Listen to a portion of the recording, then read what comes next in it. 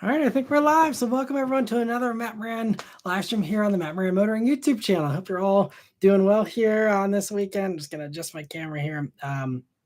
And so, yeah, anyway, like all the other usual live streams, we're going to go for about 2 hours. We'll give priority answering to anyone who does a super chat or a super thanks, as well as anyone who's a member there with the green usernames. They will get that priority answering. There's a link in the description to get that priority answering as well. And I actually am going to start off with a poll here because I'm curious.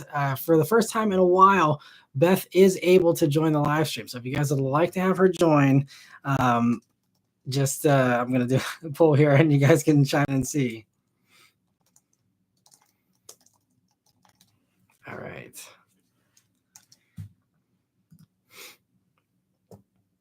All right, put up the poll. And in the meantime, while we wait for everyone to vote on that, I'll just say hi to everyone here. I see Brian, Theodore, Truck and Car Guy, Kyle, Michelle, Scott, Sean, Adam, Kevin, Mr. 504. And yeah, thanks for joining in, everyone. And yeah, good to see. Looks like it's mostly yes, 93% yes so far from the early people that have tuned in here.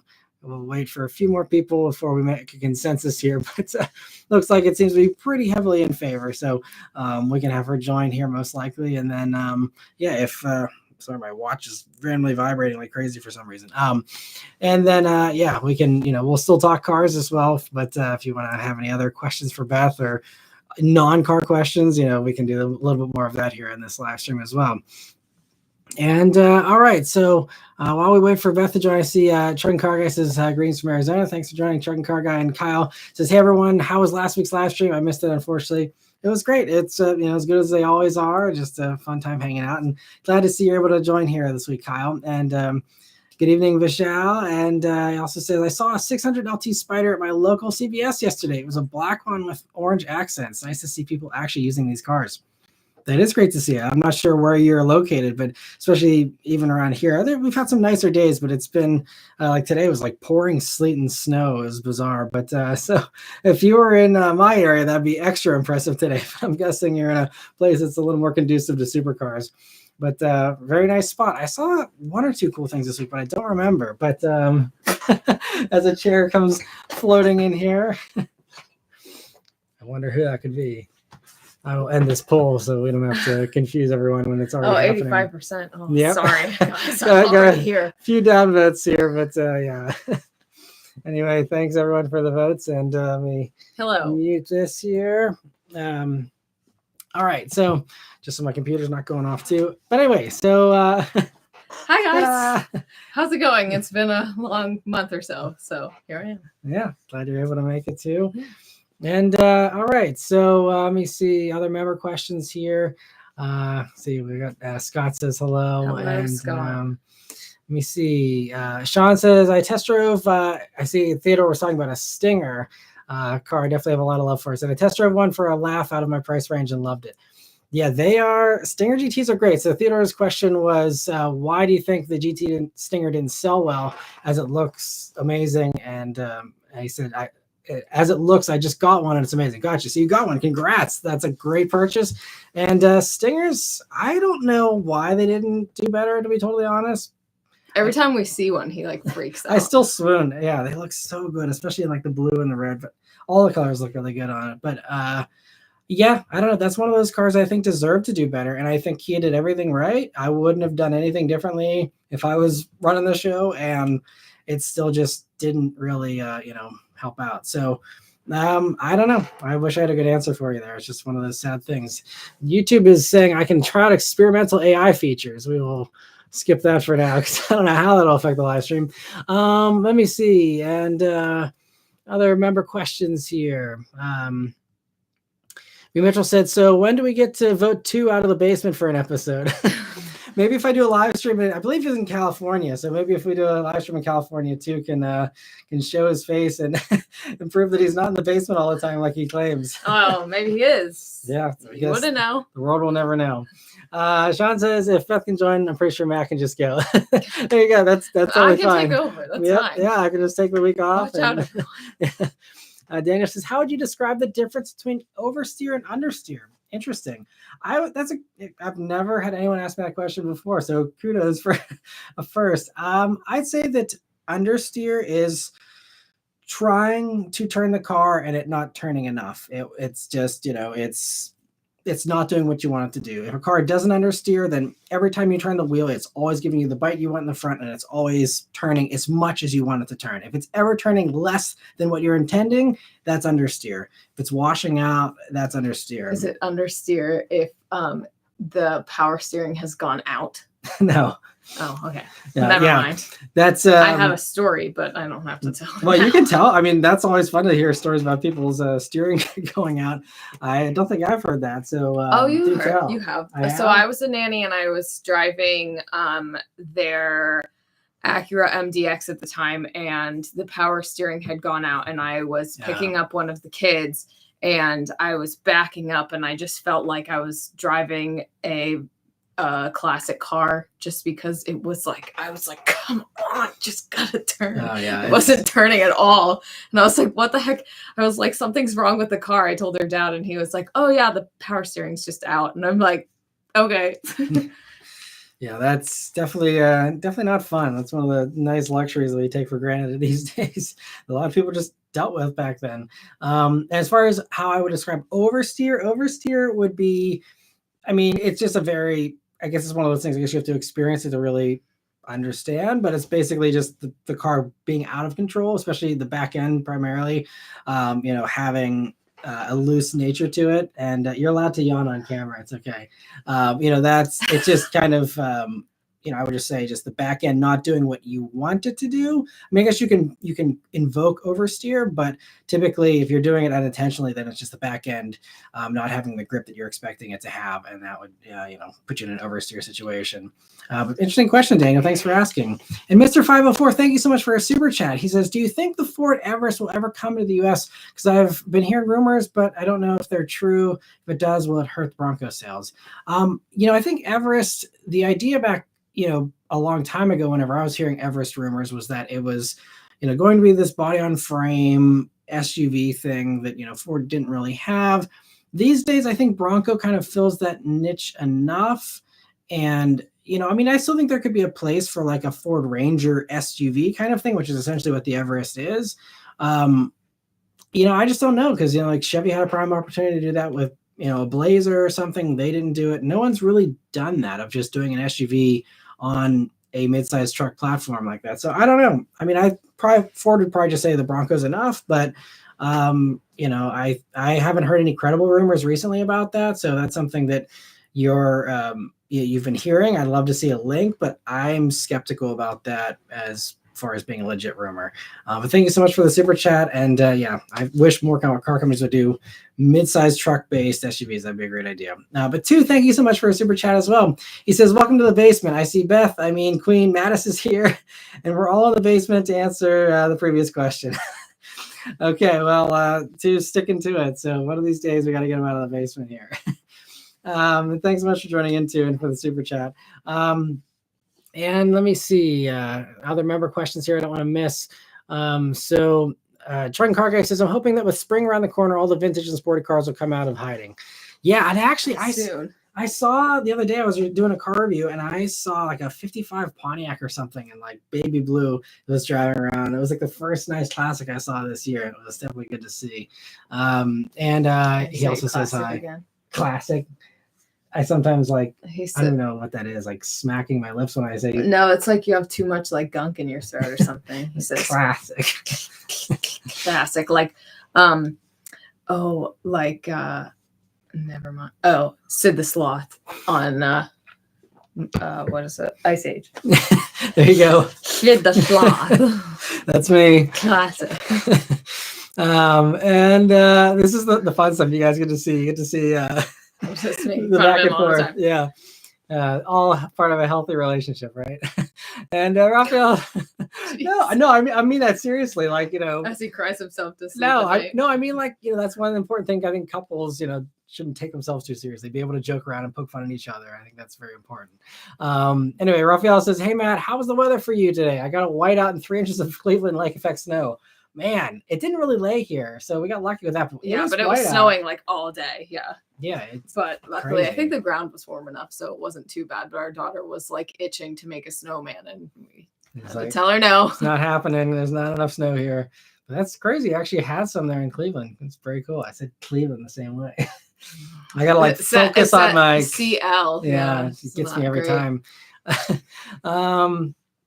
And Dave says we look like we could be brother and sister.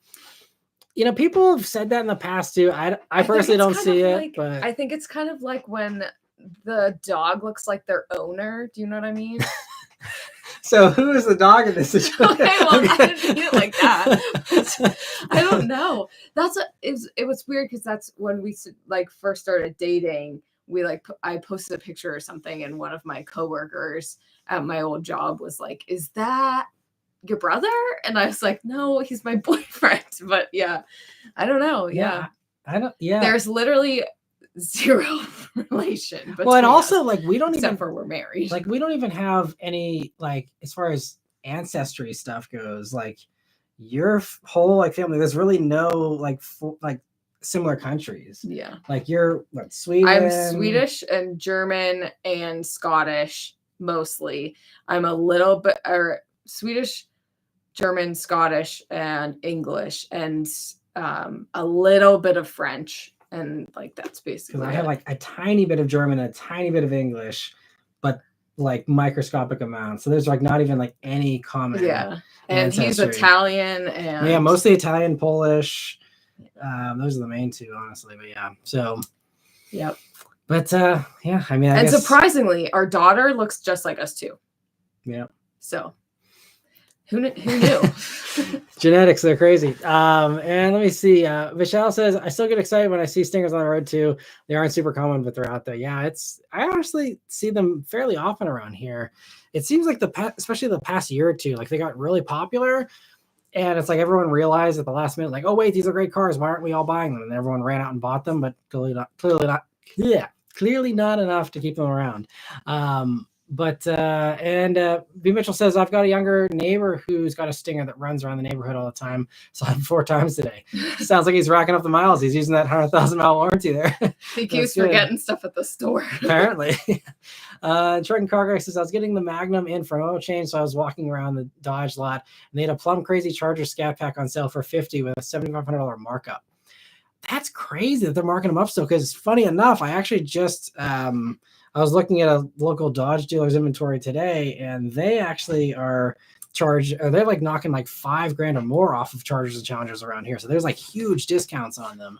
So, and one was even a manual RT, which is actually pretty rare, and they still were discounting it. So, I think, was it someone, I think it was maybe, I can't remember who it was last time who asked about the cat again, but she decided. Well, here she is. This is Daisy, and she does not look like us, I don't think. Well, she does have, her coloring is like she has red in her. You could call it, well, you can call it orange, but but yeah, she wanted to barge in and say hello.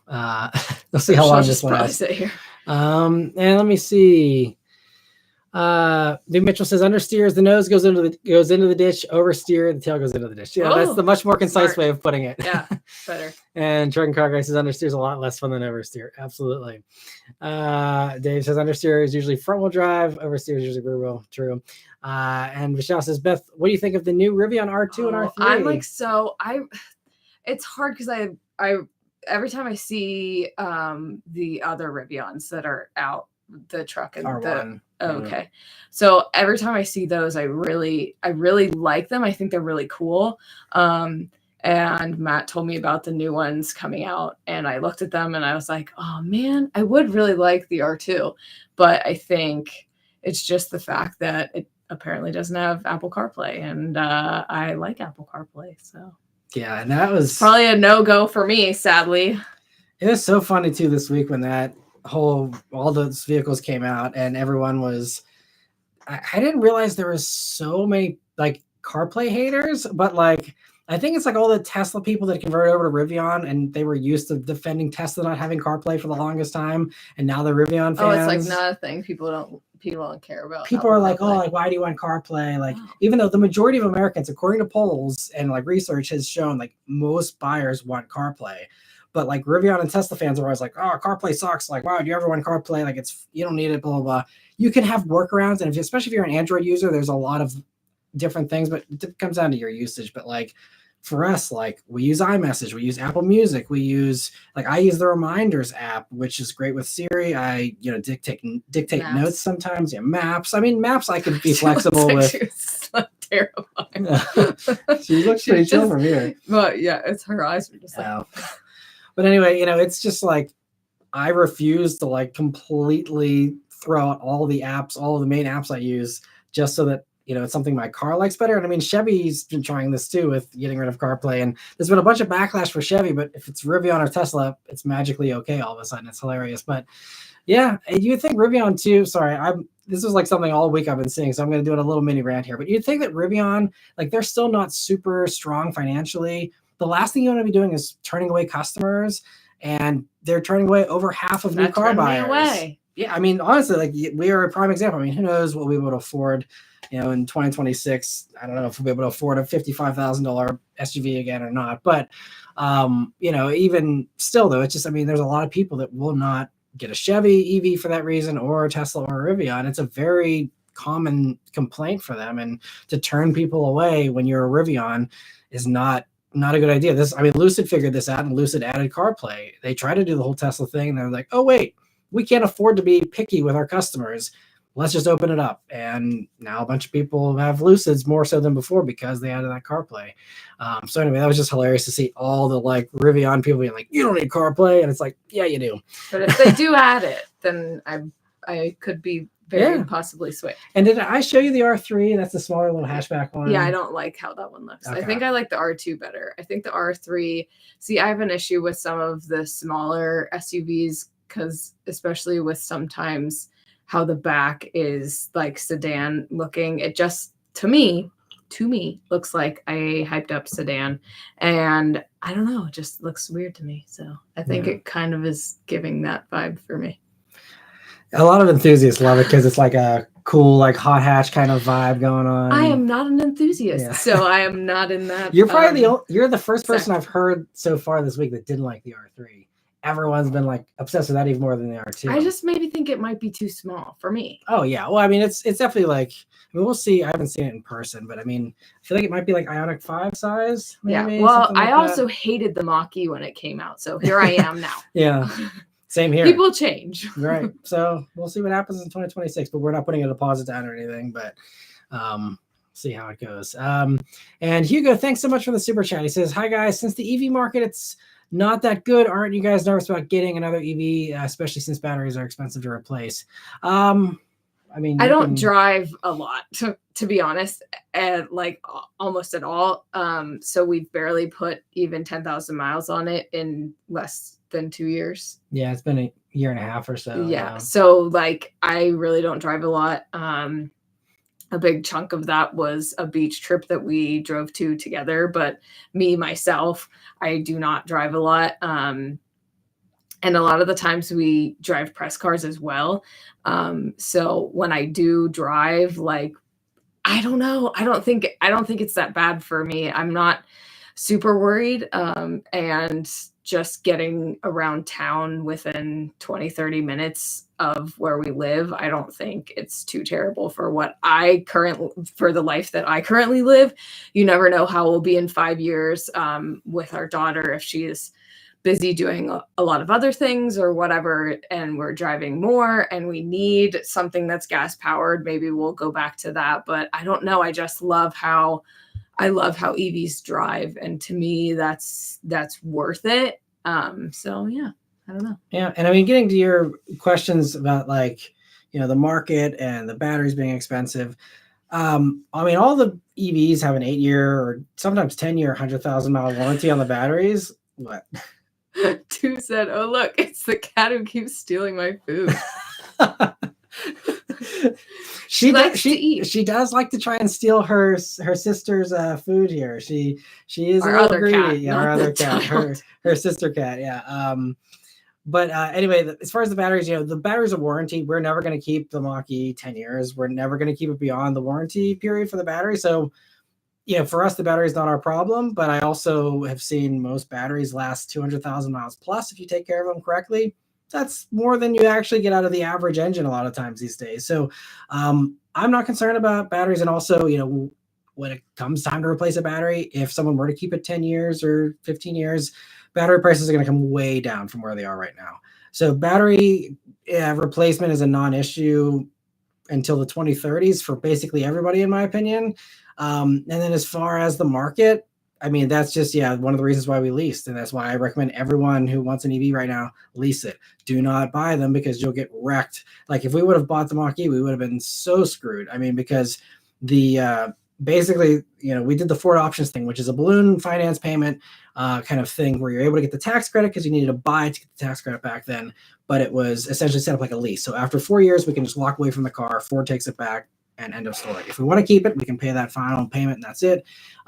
So, we have that option, but that's why we did that. It was because I assumed the vehicle would probably depreciate faster than a regular car because EVs have in the past. That's nothing new. And so, as it is right now, we owe 40 on the Mach-E, it's worth 30. I don't care because I can walk away from the car in 2026 and I don't care what the value of it is, and it doesn't matter because as long as I keep making my payments, we'll go to the end of the lease and walk away from it and that's it. If you're wanting to flip cars early or something, then that's one thing, but that's why you lease, so that you don't get burned by that. And that's a good idea if it's any kind of vehicle that depreciates fast. This is why the German companies love leasing, because their vehicles also drop insanely fast too. So that's just, the luxury market in general. And so to me, none of those things put me off to EVs. I don't think they're really, the more you dig into them, I think they become less and less of an issue. From just a lot of the negativity that's out there in the media that doesn't have the context that it needs. But thank you so much, Hugo, for the super chat. Hopefully packing for your moving is going well too, coming up here soon. And Kevin, thank you so much for a super chat. He says, new ICE car sales set to be banned in Canada by 2035. Any advice on how to enjoy these last 11 years? Well, as we've been seeing with the U.S. And even Europe, pushing back a lot of their, requirements and stuff, we will see what happens. So I still, telling everyone, don't think it's the end of the world in 2035. But I would say if you're someone who loves buying new gas-powered stuff, then obviously, buy as many as you can afford reasonably, and enjoy it for the next 11 years. Just use one every few years. Yeah, there you go. Stockpile. Get a big. Yeah, I mean, but it's also, the bottom line is still, there's still loopholes, I believe, in Canada, at least in the US and Europe, there's loopholes for plug-in hybrids. So you can still buy a plug-in hybrid beyond 2035, and you still have the used market of every single vehicle that's been built over the past, at that point, 120 years that you have to pick from and enjoy for the foreseeable future beyond that as well. So yes, if if there's something about a brand new car and you're the first driver of it or something about that really makes you excited, then that's great. But most enthusiasts buy used sports cars and used performance cars. That is going to be completely unaffected for a long, long time, decades and decades. So, again, I think it's a popular thing to talk about because it gets people scared and gets people all worked up and stuff. But if it turns out to actually happen, which I think is a big if, it still isn't the end of the world, in my opinion. And there's still going to be fun stuff. We're already seeing a ton of fun EVs. Just, imagine 11 years from now. I think you see the innovation that's happened in so many industries in the past 11 years. We didn't have Hellcats 11 years ago. Look where we're at now. There's a lot that can change. So, like anything, enjoy the now. I mean, who knows how many of us are going to be alive in 11 years to even worry about that, Okay. It's just very morbid sometimes. Well, but seriously, it's one of those things, just live in the moment, enjoy now.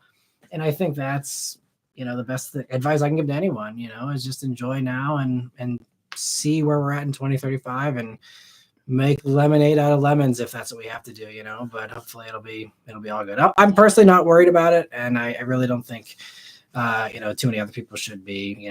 We have a lot of time for this to develop before we have more details and really see, just how good or bad it's going to be if it actually happens. And I know we're getting behind on the comments, so I apologize for the long rants here, but thanks again, Kevin, for the super chat. And let me see, getting back to where we were here. Mike says, do you think Rivian survives to make it to the R3 production? It's a good question. I don't have a good answer. I don't know a ton about Rivian's financials. I think Rivian is one of the strongest companies out there. So unless BYD and the Chinese companies come in and really wreck the EV space, I think I see Rivian surviving personally. They still have 20% of Amazon, backing them. And so that certainly is going to help. And I think I would bet on Rivian making it, but it's not a guarantee, by any means, again, depending on how crazy this market gets here in the next few years for EVs. And B. Mitchell says, the Everest pretty much fills the market niche in Europe that the Explorer does in the North America. Is the Everest 3 rows? I don't remember if it is or not. I haven't even heard about the Everest in years. I've never even heard of it. So there you go. I'm no help. Dave says, will Cadillac sell at least one Celestiq? They thought deliveries were starting this quarter. I don't know. I haven't heard anything about like a media drive. I don't even know if they're going to bother with that because they're so, rare and custom built. But I'm pretty sure they're starting to build Celestiqs. I haven't heard anything to the contrary, so I would assume, yeah. 2 says, I have to go be dad tonight. I might be back later in the chat. Well, thanks for joining us for even a little bit here too. He's probably already gone. Okay. Bye. Okay, fine. But in case he's not, good on you for assuming the dad role and being a good dad. That's great. Trunk Car Guy says, well, I remember I did just see a 78 Trans Am. Nice. Bandit style. That's very cool. And Raphael says, Beth is right. For some reason, people look like their dogs and some couples look like family members. Yeah.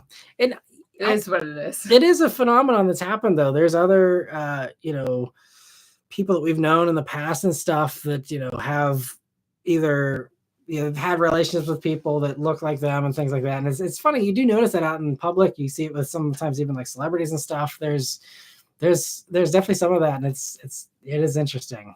And I don't know if that's a perception thing, because maybe they're like us and they don't see it. Yeah. Or something. I don't know. I would be interested to see, like, if I had a brother, what he would look like, but I don't have a brother, so. I mean, I just have sisters. You have one male cousin, and he looks nothing like you. Yeah, he looks nothing. Yeah. I mean, that's a little bit of a stretch. Yeah.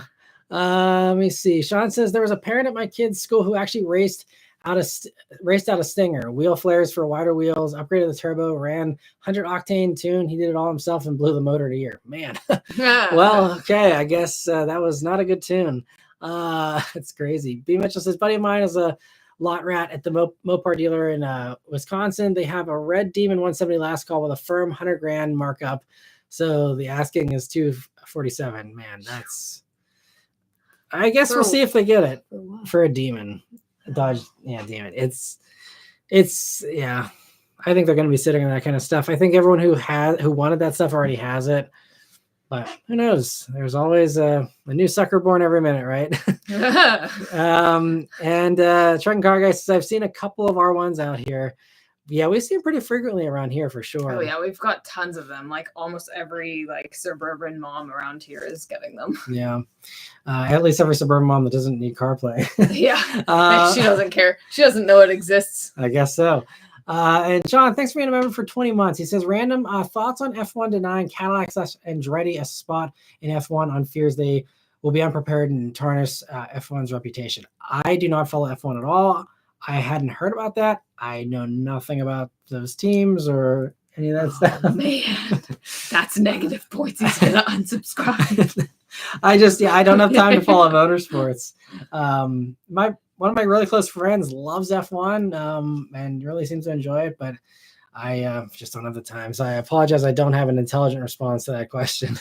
2, thank you so much for another super chat. He says, so who's covering the karate chop guy on the weekly update? I think his cousin with a wrench for a hand, Chris Vicks, should. Imagine his reactions. Yes, I know. And that is something I'll be mentioning. So I'll be doing a weekly update this week, but the following week, I probably won't be able to do one just the way things are working out with scheduling and timing and all that. So I wish I could have Chris Vicks come out of the basement to help out with that. And 2, I mean, if you're going to be in the basement anyway, watching the cats while we're away, you can come up and turn on the camera and do an update. And I'll give you all the ad revenue for that Friday. How's that sound? It'll get you a few more cans of cat food. Anyway, moving on here. Thanks again to like savory salmon feast. There you That's go. Matt's favorite one to say. Savory salmon feast. Yeah. Thanks too for the super chat as well. And he says, if you don't get the joke, Chris has a racing helmet on all the time. Yeah. Yep. That is his thing. We'll see if he ever reveals his face. The drama. Yeah. Did you met him, right? Not in person, but I know what he looks like. No, but I thought. Did I meet him in person? I thought maybe not. Nope, I haven't. Okay, all right. But I know him, and I know what his face looks like. Beth's got the secret scoop. I have a picture of him somewhere. Yep, and it's buried under lock and key. Let me see. So Luke says, Matt, what do you think of a used 2016 F-Type reliability-wise? Maybe would only get it with an aftermarket warranty just in case, but just curious. Yeah, I would say definitely get it with an extended warranty.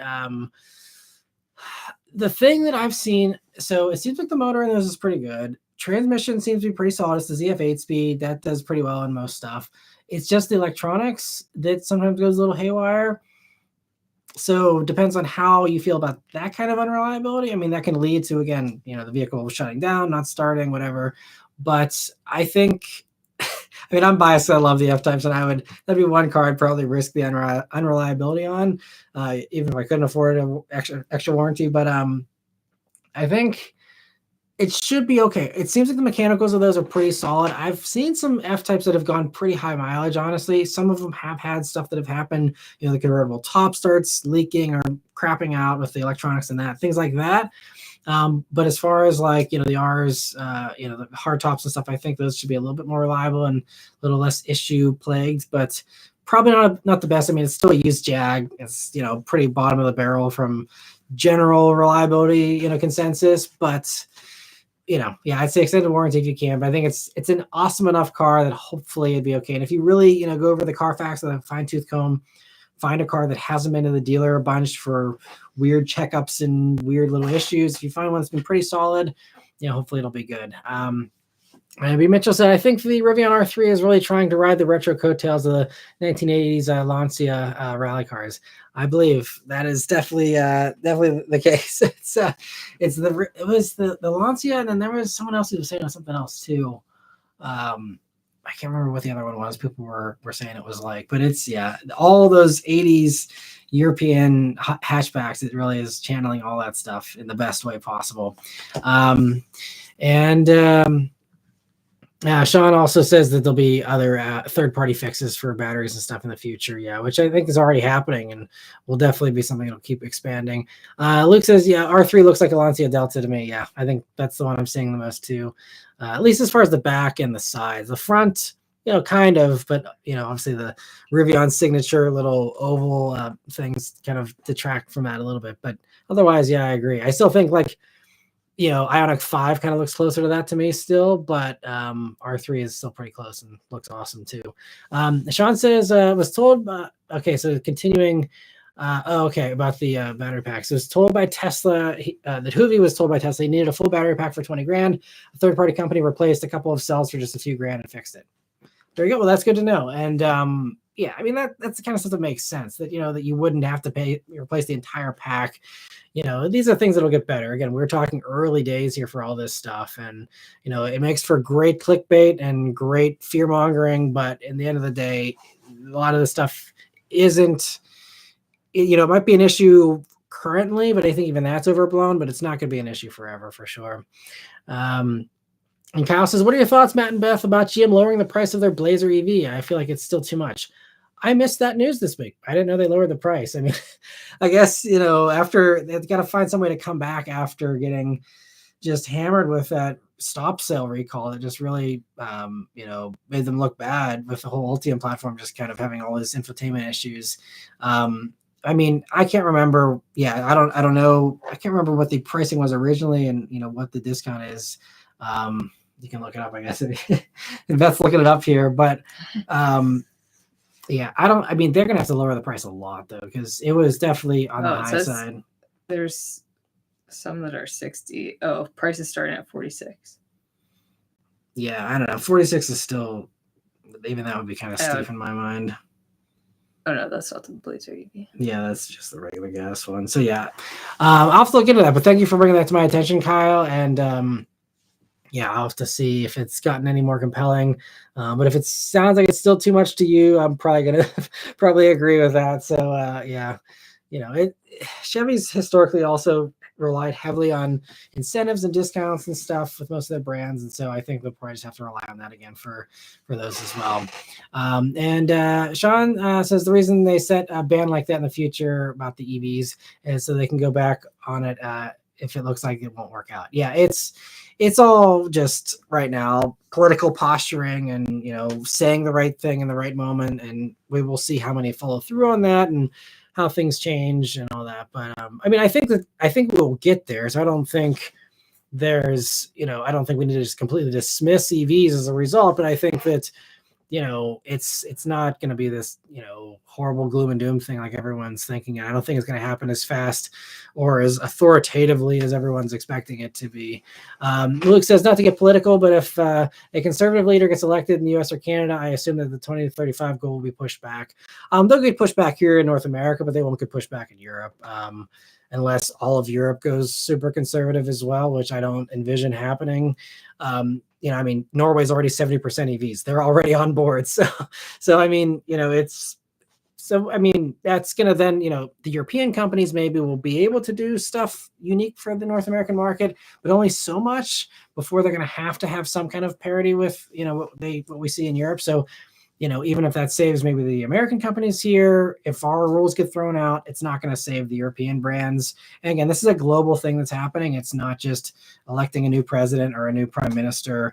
It's going to be. And half the time, those things take forever to push through, anyways. Yeah, because we see the gridlock with everything has to get approved by Congress and this and the other, and it's a whole thing. So I think that there's no real person in a political party that can really change things that much, because again, this is stuff the car companies have to figure out and decide on what they need to do. And again, if you have a large market like Europe that is going to dictate things, there's only so much that they can do. And you also have to keep in mind that most car companies, when they plan vehicles, they're planning for 7 years out. So they're not considering the administration. Sure, they can make some little tweaks here and there to custom tailor things a little bit, so they're building the suit already. The suit's going to be whatever the suit's going to be regardless. They can tweak things and they can pull things here and there. Like we're seeing Chevys pulling in plug-in hybrids from other markets because that's something that's going to suit the current demand right now in the moment.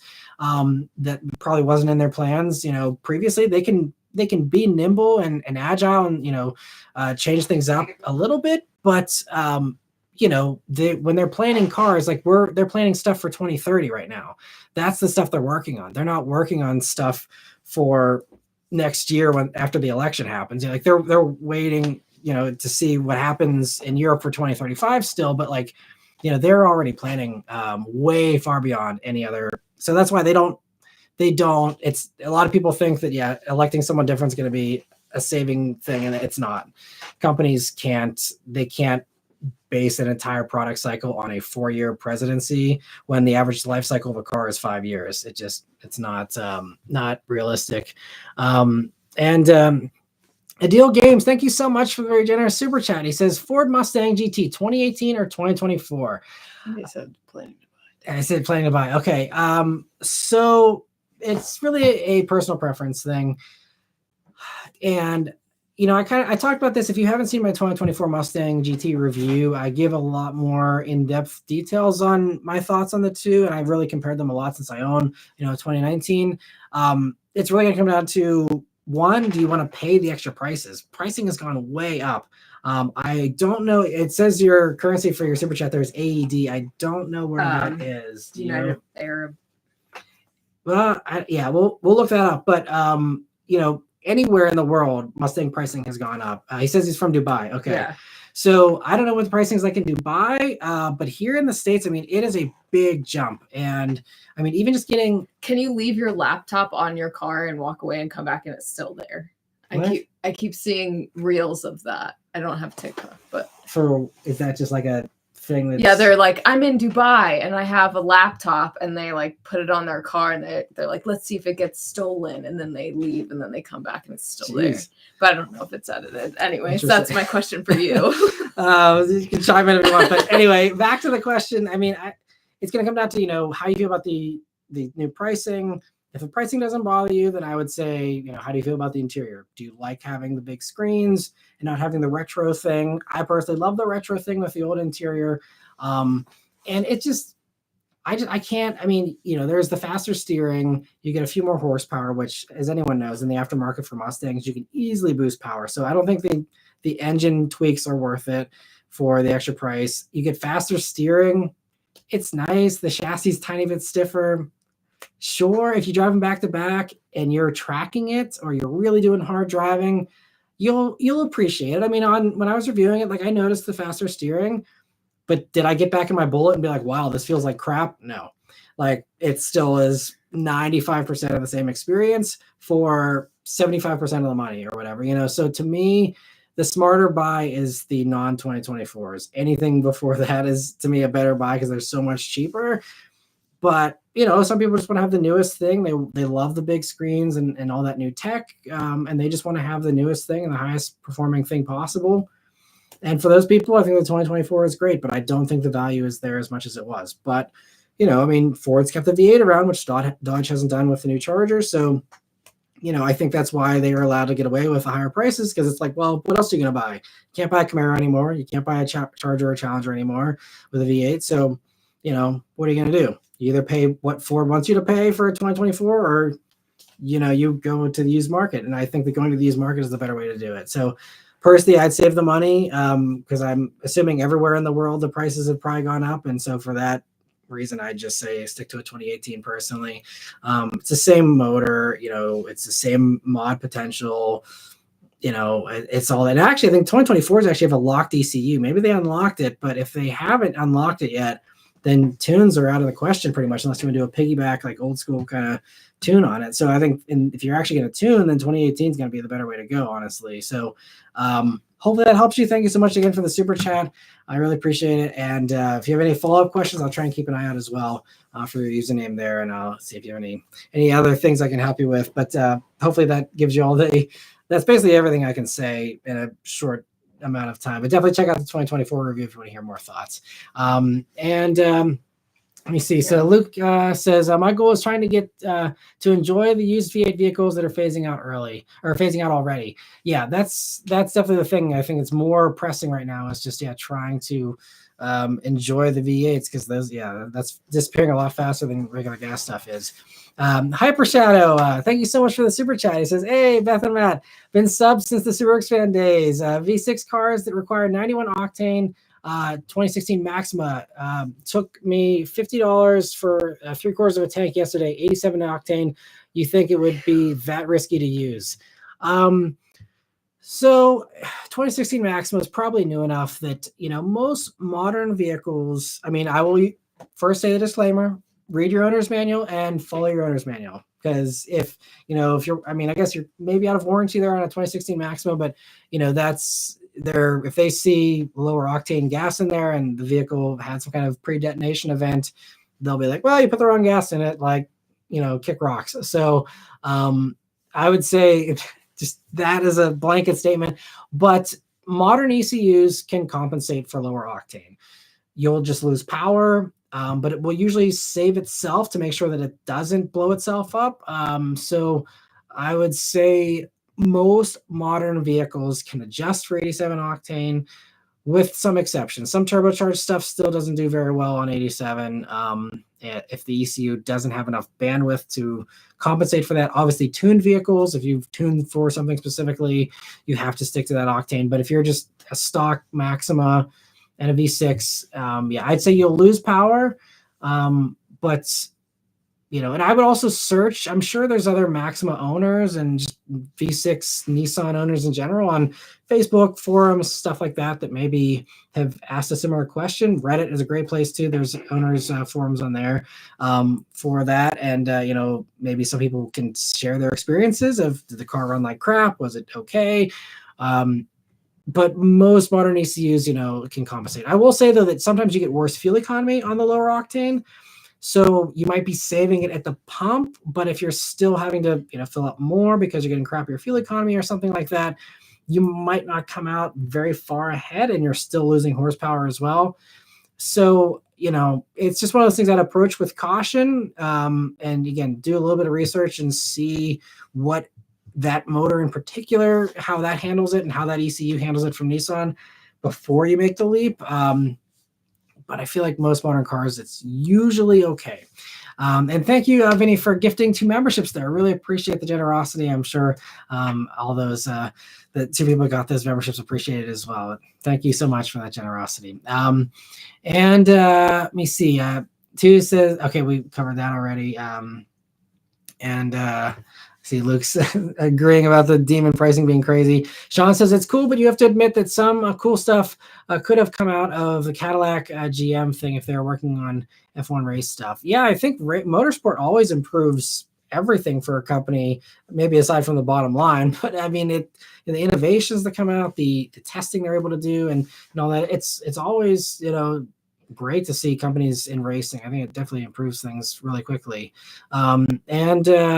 Dave says my local dealer in Canada has a demon for $290. So there's no limits here. And 2 says that Chris Fix has done a face reveal. I don't think he has, because he still hides his face. Maybe it's like a partial reveal, because there's been times where he doesn't like wear his helmet, but he still has like stuff to cover like half of his face or something. I'm sure there's lots of people that have Googled his face, but yeah, I don't think. Oh, wow. Yeah, no, people are just, nope. Wow, there's a whole Reddit thread of his face. People trying to find his face. People trying to find his face, yeah. I mean, I've talked to Chris personally. We actually just joked about this a couple of weeks ago in a group chat that I'm in with him. There's about why does he not like showing his face? Wow. But no, send him a message. Far as Chris is concerned, he has not shown his face, and he's holding off. I can't remember when he said he would do it, and I'm probably not at liberty to say anyway. But he is, in his mind, he has not done a full face reveal yet. As far as like pulling the helmet off me, like ta-da, like the Stig or something. I don't think he's done that. So that's, I think, what everyone's still holding out for a little bit. Only I have seen his face. It's just you. Yeah. Every time I hang out with Chris, he makes me walk around with my eyes closed, so I just don't see anything. He FaceTimed me once, so I mean. Yeah, there you go. And Trent Car Guy says maybe Matt and Chris Fix should get the Bullet and the Drift staying together. We've been talking about that. I think it was maybe 2019. He was doing something in the Poconos at the Pocono Raceway at Drift event, and he invited me out. And I was going to make the drive, but I think something popped up the last minute. I wasn't able to go for some reason, but we almost actually made it happen many years ago. And but it's something I'd love to do for sure. I think they canceled it or something. That's what. Yeah, it was rained out or something, or maybe it was a COVID thing that got canceled. I don't remember, but yeah, it's. We're hoping to do that someday for sure. And Double Strike said, joining late, but good evening, guys. Band practice ran late. Well, thanks for joining in. And thanks so much. Also, you guys will be seeing, it'll probably be, I didn't even tell you this, Nikhil, but the review of his car will be coming out here most likely on Thursday is the plan. So stay tuned for that. It'll be a fun one. Actually, it's not going to be this Thursday. It'll be next Thursday. I got my weeks mixed up. It'll be next Thursday, I think. Well, I should be right back. I'm pretty sure. Now that he's here. Okay. Yeah, we have to show. Whenever I met up with Double Strike to review his car here, he gave Beth a little present, and so she's going to go get it. Because I think that all of you would probably enjoy it as well. But in the meantime, Hugo says, Matt, you should definitely try to track down your old BRZ and review it again. Good old times. Yeah, I believe it's in South Carolina now or something. So maybe you'll see it around, Hugo. I believe that's where you said you're moving. So yeah, it definitely had a blown motor and stuff. I think it's back on the road. But I haven't been able to get in contact with, I don't know who owns it right now. I was just able to run the Carfax and that's it. But it'd be cool to meet up with it again someday for sure. All right. You ready for the reveal? Yeah. Of your present? Yeah, here's my present. I didn't put it on because I'm cold, sorry. But ta-da! It's me. It's brilliant. I told Nikhil that I actually kind of want to put that on the merch store if he would license the design to me. It's me. It's me, and it says Maran. Common complaint. So great. It's so great. Thank you for this. I will wear it eventually when it's warmer. Just not right now because I'm cold. But yeah, so let me know in the comments. Sweet. It's so funny. Let me know in the comments if you would like one of those as well. I think a lot of people don't like piano black, so I think there's actually some potential for that to be. I'll wear it to like a car meet, and everyone will be like, "Who's this chick?" I think people would agree. I think a lot of people, yeah, people hate piano black, so I think you'd find a lot of people agree with you. But yeah, thanks so much again, Nikhil, for that. And let me see. Lost my place again. I think you were like. Yeah, Raphael said that was sad news in the weekly update. I love the F-Type. That's a car I'd really love to get. Yeah, I know. I'm still hoping to get my hands on more F-Types to review. There was someone with an SVR, but they were way out in like Portland, Oregon, and I'll probably never get out there to review cars. But it's something I'd love to someday get into an SVR and any F-Type at all, just for any reason. I was like, sure, I'll do another review, even if it's the same exact thing I already reviewed. Like, yeah, I better take another look at an F-Type and better do 2 reviews just to be safe. So, yeah, I love the F-Type. Jordan says, hi, Matt and Beth. How come Elon and builds amazing rockets but can't produce the Roadster, especially since that was the first Tesla product? I think that the Roadster might come eventually. I mean, they just had bigger fish to fry, to be totally honest. The Roadster probably be decent from a profit margin standpoint, but as far as they're going for mass market volume stuff, you got to pay the bills first before you can make the fun stuff. I know they started with a Roadster, but that was kind of like a halo model to get people interested in the brand. But I think that the more pressing thing for them is to get the $30,000 car out before BYD comes over here in a couple of years, and before VinFast has their little VF3 coming next year and all this. I mean, there's a lot of pressure in that low price segment that's coming. So I think that's the more important thing. And the Roadster, people that are paying that kind of money and looking for that kind of stuff, I mean, they have lots of options already and probably already have 10 other vehicles in the garage that are very fast already. So there's not a pressing need for that, so I think that's part of why. I mean, Elon said that himself. He's like, look, we got to do like the other stuff first, and then Roadster can come later. And I will say that's one of the few things I agree with Elon on. Like, that makes sense, like to, put the Roadster on the back burner. But also, Double Strike, thank you so much for gifting 5 memberships there. I really appreciate that, and glad to see everyone's able to snatch those up there. And let me see, getting back to other questions here. So Hugo says, my buddy that works at a Chevy dealer here told me that people are backing out of their orders on the Blazer EV. I totally get it. I mean, I already thought I was going to have an uphill battle with not having CarPlay and Android Auto, but now to hear there's all these glitches and the few people who did buy them are having issues. I mean, it's unfortunate because I wish I would have known more about those issues. Like, we didn't know about any of that stuff when I did my review. When I did my review, I was like, it's kind of expensive.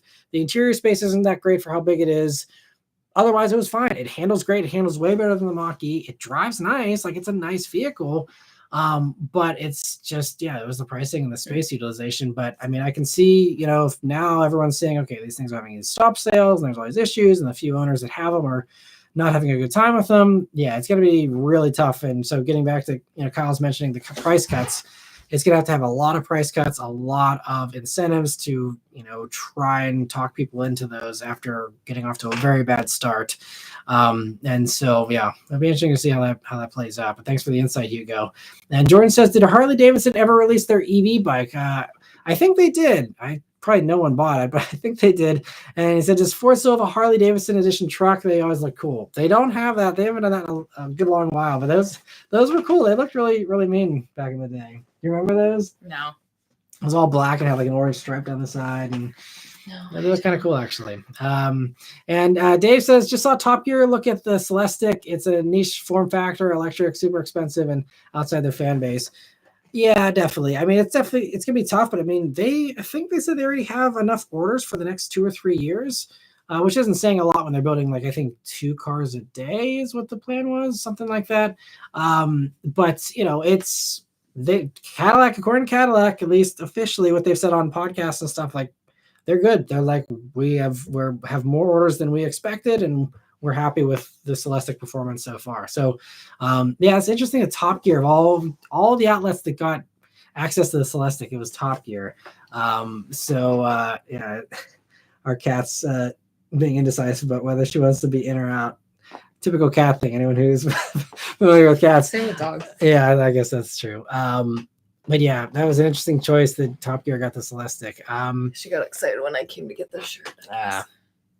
Michelle says a friend of mine bought a 2024 Prius LE, paid MSRP, and was around 30 grand out the door. The shocker for me is that being an LE, it has parking sensors.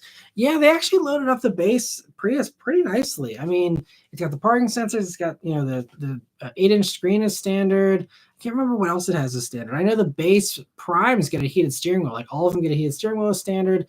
There's some nice things to them, and I mean, yeah, I think a base Prius is a great buy. If I was doing a ton of miles and I needed something that was, you know, good on gas, that's probably what I'd get as a base Prius. And I love those new Priuses. They're fantastic. And B. Mitchell, thanks for the update. He says the 2024 ECUs in the Mustang are still locked out. I'd go 2019 1 year past the update to 2023 S500s. Yeah. For the S550. Yeah. That's I agree. That's what I would do too. Hugo says I rather have a classic 65 Mustang straight pipes. The comparison between the old and the new GT350, and the old one sounds much better. They do have a very cool sound. I would also love a 68 Mustang myself someday to add alongside the Bullets, but we will see what happens. And Dave says I actually prefer the 13 to 15 Mustang GT, also same time frame Camaros. Yeah, those are all great too. I love the round headlight Mustangs. Still have a soft spot in my heart as well, and Camaros as well. They're good. What? Nothing. I thought you were gonna chime in with an anecdote about the Mustang yourself. What? Well. Why? I don't know. Okay. All right. And you sure? Yeah. Okay. Jordan, thank you so much for a super chat. He says Florida doesn't have state income tax. We're wondering why companies, startup or otherwise, aren't building factories here in Florida. Very true. So yeah, I don't know enough about that stuff to talk intelligently about it, but I know a lot of states, even though they don't have state income tax, they make up for it with other taxes. Like I know a lot of states complain about property taxes on cars, and a lot of people are like so jealous of me when I tell them like PA, I pay $50 a year to like do the registration on my car, versus like someone told me they just got hit with like a $1,200 bill just to like keep their car. I think it was Georgia or something. No, not insurance. It's just registration. Like they'll charge you a property tax, like a percentage on what your car is worth. And they force you to like pay that in taxes on your car every year. So it's like, even if you have your car paid off with cash and like you own the car, like you are at risk of not being able to drive it. You can still own it. Like they're not going to repo it, but like you can't legally drive it on the roads unless you pay those registration taxes, which, you know, so it's like, yeah, we have state income tax. I mean, it depends on your income, but my state income tax is very small compared to what some people pay for the property taxes on their cars for even half decent cars. So, and B. Mitchell said because land and insurance is expensive AF. That's also true too. I've heard about Florida's getting hammered with high insurance rates. I mean, everywhere is getting higher insurance rates, but especially Florida with the way things are going. In any place that's more prone to, you know, all these weather events that are happening more and more often, the flooding. I mean, I've heard there's insurance companies that won't even insure in Florida anymore because they see the coasts are flooding already things are not improving. As we walk back all of the fuel economy standards, everything keeps flooding more and more. And so getting insurance is going to be like really hard for some places in Florida as the beach just gets swept by the sea. So, yeah, you know, so that's the thing. There's always trade-offs, you know, and there's appealing things about all that stuff. And some places like, you know, Texas has super cheap housing in certain places. You can live like a king for, you know, 300 grand or something like that, which is nice. But then again, there's other compromises with other property taxes, other, you know, disadvantages. Well, plus you can like build anywhere. Like you could literally build on a swamp. Yeah. That's what I've heard. Yeah. So yeah, there's always some give and take there. There's usually, it's, you know, everyone gets their money one way or another. The government, you know, it's, if they don't get you one way, they get you another. You know, it's always like, oh, well, you can save a little here and there. And maybe there's a few cases where you can save a buck or two, But at the end of the day, like they got to keep their governments running. They got to keep their services, servicing. So like you got to get the money somewhere. And so I think that's why, obviously, if always keep those services servicing. if there was any real I mean, all these companies have massive accounting firms that look for every little loophole they can. If there was any possible tax advantage to, being headquartered in Florida or any of these other states, they would be doing it, I think, and they're not. So, I think there's got to be good reasons why. And Hugo, thank you so much for the super chat. He says, last chat before I go to bed, Matt, have you thought about doing a comparison between the old Bullet with your Bullet? Do you think we will get another one? So as far as comparisons, usually in my reviews, I'll sometimes give a little bit of comparison. So if you watch my 08 review, that was before the 19s, I believe, but I did the 01 review, I think, after I had my 19. I think I did a little bit of comparison. It would be fun to do a video just talking about all of them and maybe giving, my thoughts on how they all compare now that I've driven all three generations. But because that's something someone's requested in the past as well, just doing a comparison video. But as far as getting all the cars together, that's always a really tough thing to do. And, they're going to have really big differences. They're separated. Each generation is separated by, almost a decade. And it's just, a lot of difference there. And so a lot of the stuff is kind of self-explanatory as far as advantages and disadvantages and stuff like that. But I mean, they're all fun in their own ways. And that's the one thing I really drove home in all my reviews is like, they're all fun in various different ways. And, they all have their pros and cons. Also, as far as whether we'll see another Bullet, I don't think we will. We saw with the 2024 Mustang, they didn't do a Mach 1. Instead, they're doing Dark Horse. They're doing these new names and this more modern stuff. I mean, we have Fox body gauges in the digital gauge cluster. But aside from that, there's no retro cues really to the new Mustang. They're going for futuristic stuff, or at least 80s retro, but I don't think they're going to do 60s retro stuff anymore. So, I mean, and also, there's younger people like myself that like the Bullet, but like most people, especially people buying 2024s or like the younger generation that they're targeting with the 2024 generation Mustang, most of those people do not know who Steve McQueen is. They don't know what the Bullet movie is. They've never seen it. They've never heard of it. Oh yeah, it's so funny how many people I'm like, oh yeah, Matt has a Bullet. They're like, what's a Bullet? Yeah, so nobody knows. Yeah, so I think Ford knows that. I mean, I will say that every generation of Bullet owner has said, oh, well, they're never going to do another one because no one knows who Steve McQueen is. And that's been proven wrong, 3 times in a row now. But, I think that really at this point, we're talking about a very old movie. And it's just, I don't see enough of it. And a lot of the, boomers and older generation that liked that stuff, they're not into all the screens in the 2024 Mustang. They're not buying new cars. A lot of them aren't around anymore to even enjoy that stuff, So I think it's just, it's just one of those things that's kind of aging out, I think, the Bullet thing. So I think there's that component as well. But anyway, thank you so much, Hugo, for the super chat, and I hope you have a good rest of your night. So we got a bunch more super chats as well. I'll try and get to everyone's as quickly as I can here, but thank you so much, everyone. Xavier, thank you so much for the super chat, and your first super chat as well. He says, hi, Matt and Beth. Been subscribed for several years, and I'm glad you're still around providing family-friendly car info. Thank you for being a subscriber. He says, my 11-year-old son loves watching your channel with me. Keep up the good work. I really appreciate it, and I'm glad he enjoys it as well. And hopefully a new enthusiast in the making. But that's one thing, with my channel. I know a lot of other channels, have gotten edgier, or it's just something that they like doing. But I really, I was that 11-year-old kid back in the day. And, I think that accessibility and being able to enjoy that stuff in a family-friendly context is really important. And I'm blunt, and I'm, I don't need to, even with YouTube, it'll hurt your advertising revenue if you are swearing a bunch and all that kind of stuff as well. So, it's financially beneficial to keep it family friendly as well. But it's just something I also I want to be able to, even though I don't have very many young watchers, at least according to the analytics, the few who do watch, I really want to, make a great impression and hopefully encourage a few more, young people to enjoy cars, because I think it is something that is, there's a lot of young enthusiasts, but I think it's not as common as it used to be. And I think it's something we need to all try and encourage for this next generation as well. So, but yeah, thanks so much again for the super chat, and it's got to be fun. Tell your son we said hi unless he's watching. Yeah, thanks. And yeah, I hope you guys enjoy watching the videos together for a long time.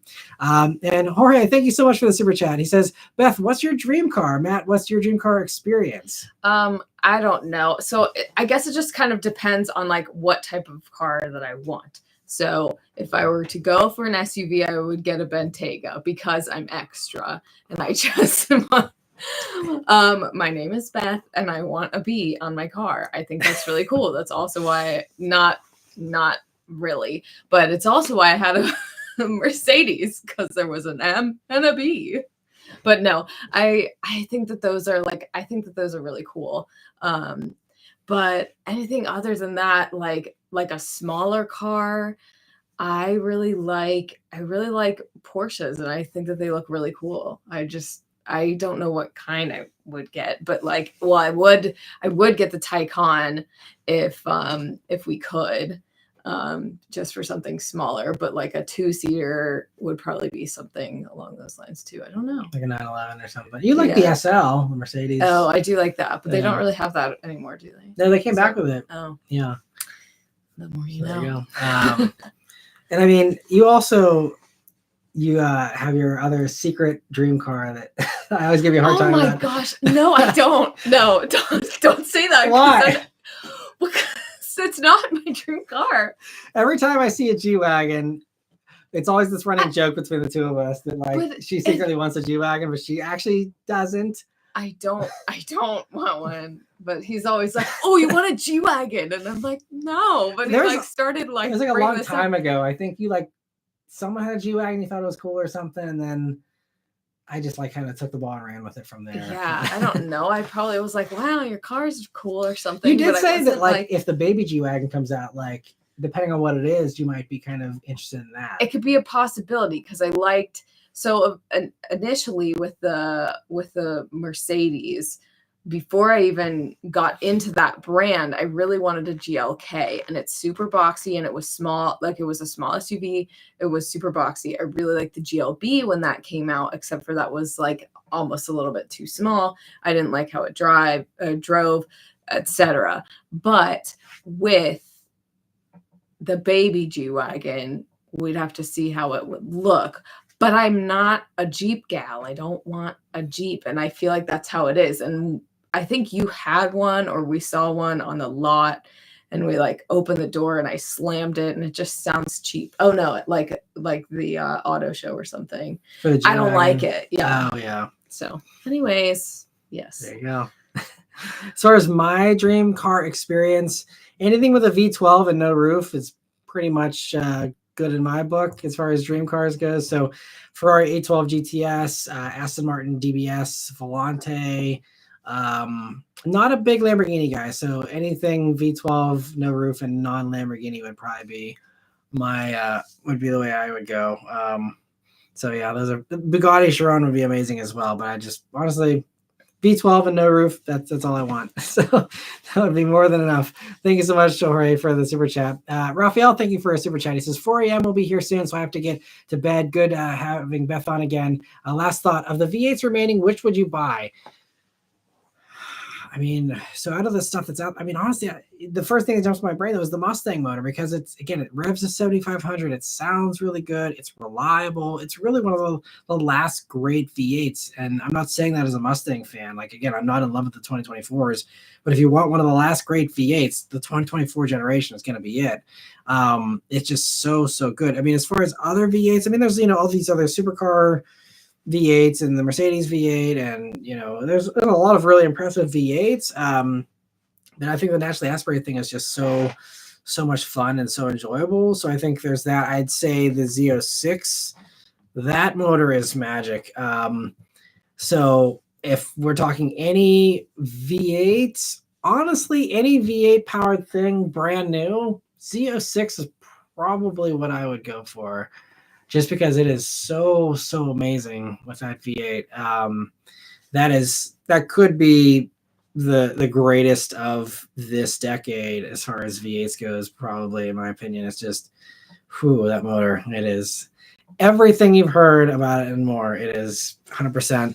That's one car I would gladly hand over the bullet for without thinking twice if I could afford it, because it is amazing. The Lexus V8 is also a really, really good one that's still around, and the LC and the RCF and IS 500, another really good V8. Nothing amazing with that one in particular, but just sounds good and is just a great motor. So another reliable one too. But I think those are the top ones that pop into my head. And thanks so much for joining in, Raphael, for the super chat. Have a good night. Yeah. Wild Frames, thank you so much for the super chat. He says, I got a 2019 Audi Sportback A5 2.0 TSI, 245 horsepower, 7-speed DSG. I like it a lot. I don't know what any of that means. Did you drive it? I am very happy, except no sound. It's like electric car. I considered some resonator deletes or something in order to get to sound like a normal car.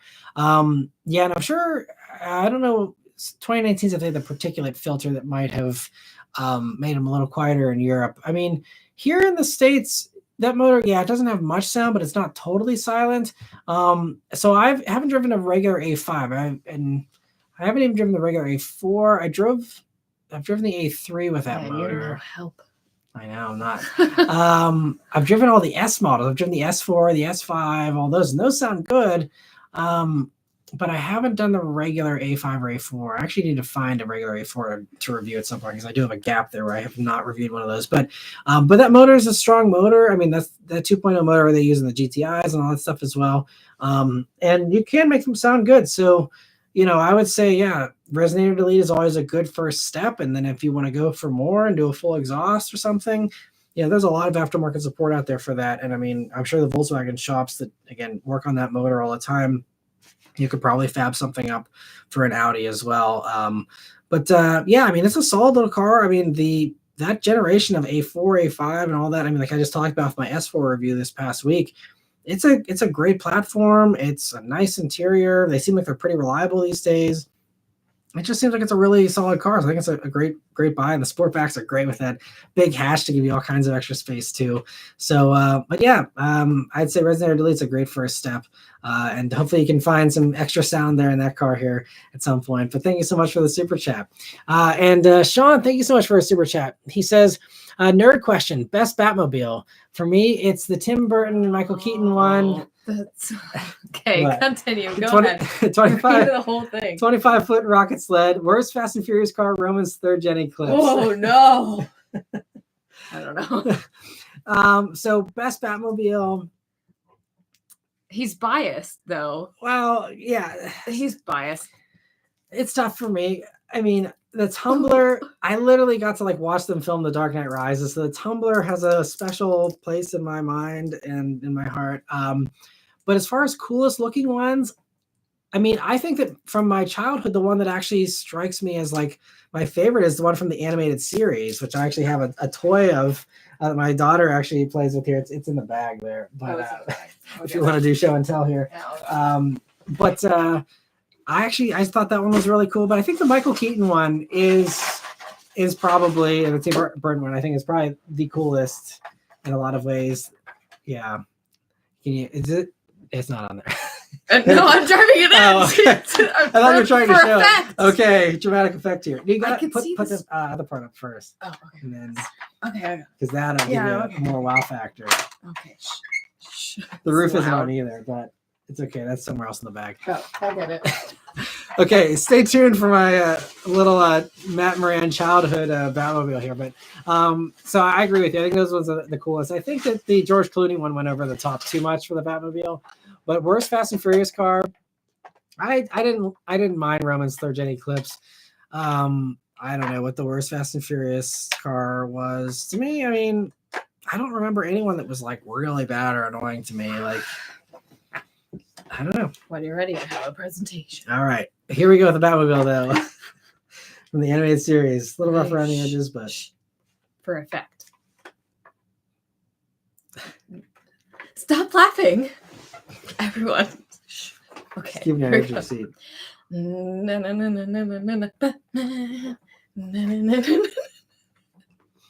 it is. And I think that one is just, yeah. And then it shoots out of it. And then you shoot it. Super cool. Ooh, there you go. Almost hit the thing, and here it comes out.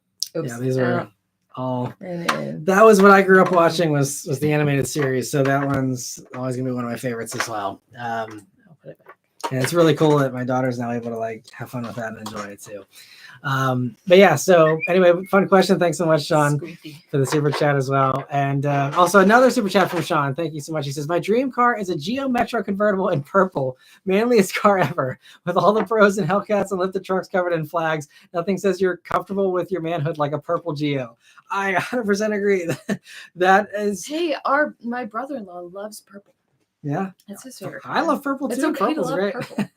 But I like the sentiment. That's very very cool. And I agree. There's times where I won't get into this too much, but with the Mustang, they've had their stigmas attached, and especially one that's named Bullet has stigmas attached to that as well. And there's some times where it'd just be like. It'd be funny with all of the lifted trucks and all the alpha males around here. It'd be funny to just like swap it for a Mini Cooper or something. It'd be so funny to like go to like a Mini Cooper S or something like that, or even the BRZ. I'm sure there'd be so many people that think it'd be like a huge downgrade, and I'm less of a man for giving up my V8 for a 4-cylinder, which I would totally do. Like I'm still considering getting rid of the Bullet just because of financial reasons, but I mean, it'd be fun to like make a switch and go straight into like Mini or a Miata or BRZ because I agree it's like you're very comfortable in yourself if you're able to drive around in a small little car, especially one that's purple in a Geo Metro in particular. That would be awesome.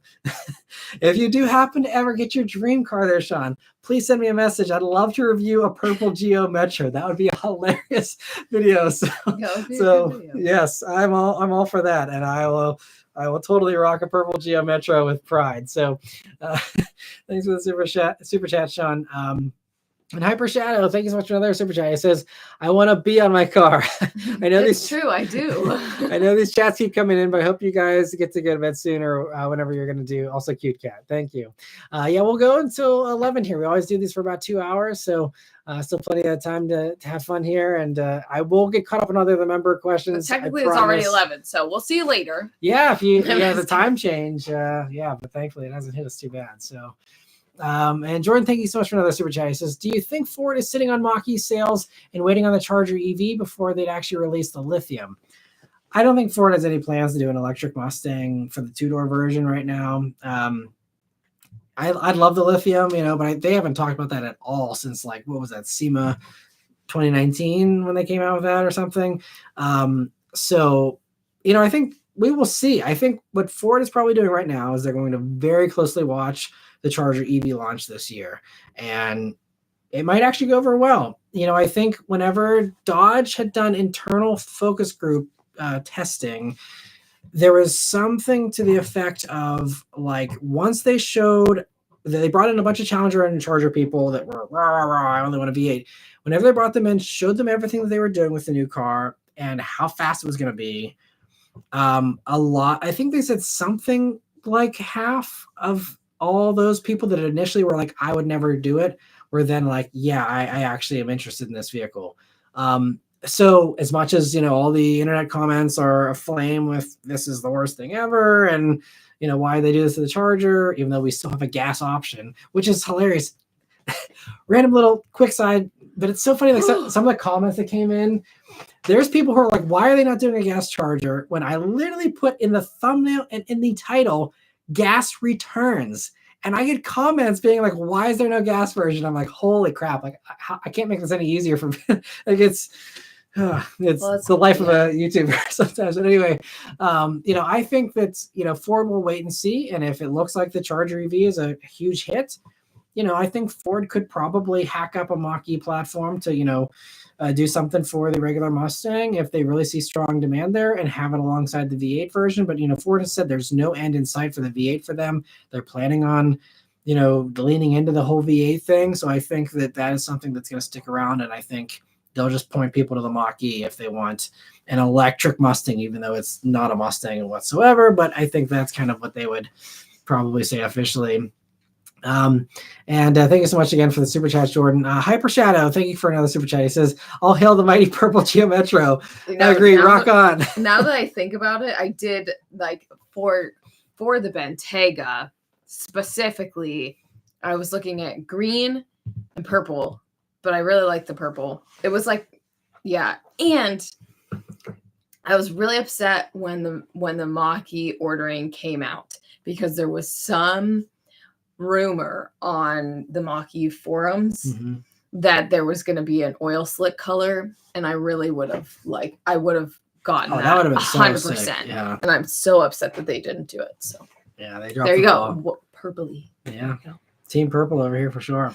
And two, thank you for another super chat. He says, "Beth, have an idea for a video. Let's do a Doug DeMuro spoof on the quirks and features on Matt. Maybe that might be borderline OnlyFans." Ooh, yeah. Yeah, I mean, we'd have to just do sponsored family-friendly quirks, I suppose. But yeah, that would be funny. I haven't seen what Doug's been up to recently, but hope he's doing well. And Kyle, thank you so much for gifting 5 memberships there. I really appreciate the generosity. And I'm glad to see everyone was able to snatch those up. And Jorge, thank you so much for a super chat as well. He says, in appreciation for Beth's Batmobile driving. Yes. Thank you, Jorge. And Jackson, thank you so much for the super chat. He says, Focus RS, Civic Type R, Golf R, or STI. That's going to come down to a lot of personal preference. As far as me and what I personally like, between those, I mean, I would probably say Civic Type R if you don't need all-wheel drive. If you need all-wheel drive, then you could just exclude that one, and then you have the other 3. Between those other 3, I mean, I'm not in love with any of those options, to be honest. Focus RS was great. It's just because it's kind of old now, and I didn't love the seating position in that. STI just these days, again, is old, gets horrible fuel economy, not super reliable. Golf R, the manual one isn't very. It's okay. Well, that too, but I mean, that's my they are small, but it's also just the manual is not amazing. It didn't sound as good as I was hoping it would. It wasn't as fun. It didn't feel as fast as I thought it would feel. But then the DCT version, which actually does feel fast, only feels fast when you're in sport mode or in manual mode because it's just they just tune it to hypermile for these newer model years here. I guess they're trying to get better fuel economy or something, but it's just like you go half throttle before you get any kind of a downshift out of that transmission. It drove me crazy. You can hear me rant about it for 10 minutes in my Golf R Week With video that I did last year if you want to subject yourself to that. But, so if it were me, I know that I'm going out of the 4 vehicles that you mentioned there, so this might not answer your question, but if I were shopping in that segment, I would be rocking a GR Corolla. And 2 can pop up with a comment about me being a Toyota shill. GR Corolla is just the best out of everything in that segment. There it is. Thanks, Sue. I knew it was coming. You didn't have to super chat it too, but thank you. That's it. So yeah, but I would just GR Corolla it's more fun than all those cars in my opinion. It just is.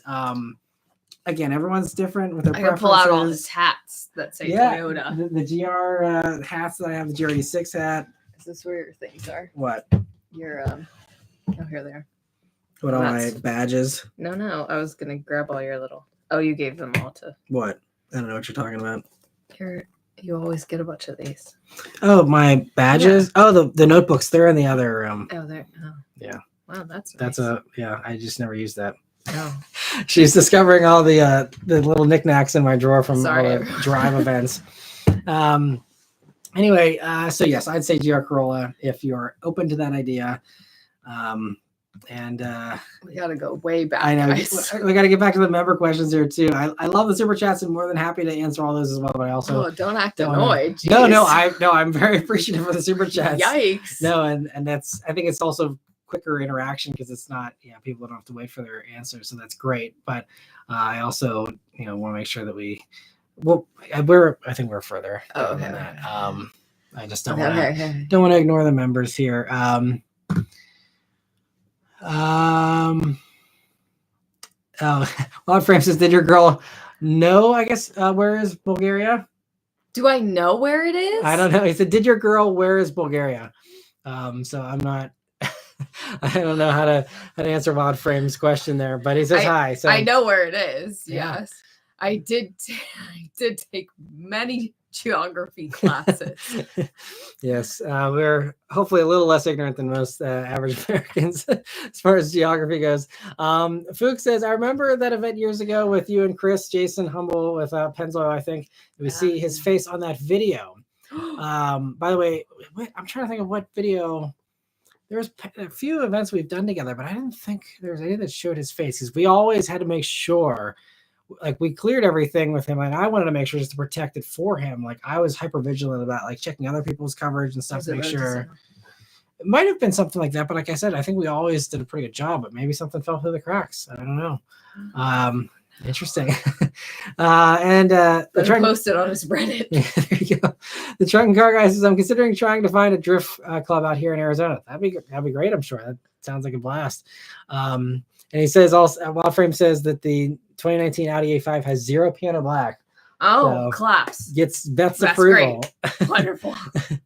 And let me see. I would love that shirt. Yeah. Okay. Likes the So shirts. all right. Well, yeah. We'll see if Double Strike is willing to license it to me, then maybe we can try and get that added to the merch store. It's just glad you enjoyed the shirt, Beth. I kept putting it together for you. I do love it. I'm excited about it. And Wild Frame says, when I see piano black on $80,000 cars, I'm like, oh my God, my toaster's piano black. Wow, you got a classy toaster. It's probably scratched so much from your knife. Like, geez. You use your knife to get your toast and stuff. That's not a good way to survive. No, see, we have a toaster oven. I just use my knife to like this stuff. But thinking about it, like an actual toaster, like tongs. Like my parents had like wooden tongs. We would take them okay, wooden. Yeah. That's the key. Fair enough. Okay, sorry everyone. Just like to electrocute myself from time to time. Sure, it's fun for the whole family. Truck and Car Guy says, I will say that neither of my cars have piano black plastics. Yeah, it's just this modern phenomenon that not sure why it was a trend, but thankfully it seems like most car companies are realizing the error of their ways. What's the next car decor equivalent of those 3-inch long fake nails? That's very true. Double Strike, yeah. Piano black is the car decor equivalent of those 3-inch long fake nails. well said. I don't love super long nails. I can get Yeah. Truck and Car Guy says, for anyone interested, International and Harley, as far as maybe the electric bikes. Oh yeah. And Sean says, I had to log off for about 20 minutes. What did I miss? Everything. A whole bunch of fun. Depending on when you came in. I know we're so far behind here, so I don't know what time point that was. But now I have to have the cat on every live stream. Yeah, she just comes and goes as she pleases. We have 2 of them, but the other one just is happy to hide. Yeah. And Truck and Car Guy says Davison collabed on a Harley themed semi. That's pretty cool. I mean, it sounds like a great marketing decision. I feel like there's a lot of overlap with those 2 demographics that probably sold pretty well, I'm assuming. Let me see. Jordan, thank you so much for another super chat. He says, I've been noticing the decline of Blu-rays and physical CD sales. My husband's 2015 Ford Fusion glove box is full of my CDs. Fans of physical media. I love CDs. Yeah, I don't know. Like my dad used to work for in the movie and music industry. So it was like every year for Christmas and stuff, I would just like say what artist I like, and he would always our Christmas stockings were always like full of CDs and stuff. So I love CDs. I was sad when I lost my CD player in my car, and I used my iPod for the longest time, and that's the biggest upset, is because I still have an iPod. I have an iPhone, but I had so much music that I did not want to take up all the space on my iPhone. So I just liked having an iPhone and my iPod, and I still have my iPod and it still works. I actually have 4 iPods because over the years. Yeah. Over the years. But my iPod that works, we got the Mach-E, and I had a USB cord, and I plugged it in, and it was confused. It wouldn't play it, and I was devastated. Mach-E is not iPod compatible. I was devastated because I used to like listen to all my old music all the time in my old cars, and now I can't do that anymore. So it's just Sirius XM or whatever 3 things are on my phone, or I'll pull up YouTube. So yeah. Yes, but CDs are great. And CDs, they still, I mean, the quality is so much better still on CDs. I mean, I guess with, iPod stuff, if you're getting high quality files, you can get digital high quality files. But I still have my Walkman. Yeah. I just saw it at my parents' house the other day. I was going through old stuff, and I also have my hit clips. Did anyone ever have hit clips? I have those. Yeah, that was a definitely a more niche thing for sure. I was so excited to find that because I just those didn't know I had it. Those are a throwback for sure. But yeah, I mean, I love CDs too, and I just think even like I'm not a streamer. Like I know most people these days just use Spotify or whatever, but like especially buy physical. We don't buy physical, but no, we still just like we buy the songs on iTunes. We buy the songs on iTunes. Yeah, we're the weird like. I mean, we have dead zones around here and stuff, and like I don't want to be dependent on streaming when I'm on planes. I'll be like that. I think like when I keep cutting you off. No, you're good. But for me, like that's it. Like I want to like have my music uninterrupted. If I'm on a plane, if I'm in a dead zone, I just want to like have my music. And I'm of the generation, as you can see with all my DVDs and stuff, I like collecting and having ownership of my favorite songs, my favorite movies. I'm not just going to rent stuff and stream stuff and then forget about it. Like I like collecting, and I think that that's the thing that you can't do with modern stuff. And so yeah, I mean, I haven't bought CDs in a long time, but like I like buying the song at least on iTunes. When Spotify first came out, and I think it was Spotify, I like all my friends were like, "Oh my gosh, Spotify!" And I was like, "Okay, I'll get a Spotify." It was back when it was free, and I hated it because I think I wanted to listen to like a specific artist. So I was like, oh, I want to listen to all Rihanna songs today or something. I don't know. So I like typed in Rihanna, and then I played one Rihanna song, and then it played like 50 other songs that I guess sounded like Rihanna. I don't know, but I was very upset because I just was like, I just want to listen to Rihanna. Yeah, I know Pandora was like that too. And then I think now you can pay and like they'll let you play whatever you want, but like it's still just yeah, it could be different now, but I just haven't taken the time to I don't know, get with the times. Yeah, and I'm going to just, while we're in this discussion, I'm going to just do the few member questions there right below that. So we're in the same. Yeah. So Truck and Car Guy says, I have a small CD collection in my wagon. My manual car has, an aftermarket stereo that scratches the CD, so I have to get it replaced eventually. Yikes. Well, glad you're able to enjoy your CDs at least. And see, Sean says, Beth, for a long time, I had an iPod Touch so I could save room on my phone. Plus, I was doing homeless outreach in some pretty bad neighborhoods. So if I got mugged, oh my gosh, my thought was I could hand them the iPod and they would think it was my phone. Well, that's I guess pretty smart. Yeah. And I did get one for free with my laptop when I got into college. Oh yeah, I remember they were doing that. That was a nice promo. Trent Gargus is maybe blasphemous to say here, but I had a Corolla and didn't like it much. Blasphemous? Blasphemous, yes. Sorry. Yeah, I mean, those old Corollas were definitely not exciting. So yeah. I mean, even the new Corollas, it's fine, but I don't think it's the best out there or anything. So even this Toyota shill is not going to say that Corolla is the most amazing thing ever, unless it's a GR. But let me see. Linda says, I still have a CD in my car, and I have a standalone CD and cassette player. Nice. Yeah. So I think it's the best way for some of the best high quality stuff out there. And B. Mitchell said that was the only reason I ordered my 19 Mustang GT with the B&O sound system. It was the only way to get a CD player in it. Then again, I also have a Quadrasonic 8-track in my 78. Oh, way to go. That's crazy. Yeah, that's pretty sweet. And yeah, I love having the CD player and the Bullet. It's really handy because this is me showing my nerdiness, but I have the Bullet soundtrack CD in the Bullet. Geez. And so like if I ever have a black Charger roll up behind me, I turn on the song for the chase. And, yes. And I cosplay as Steve McQueen for 5 minutes.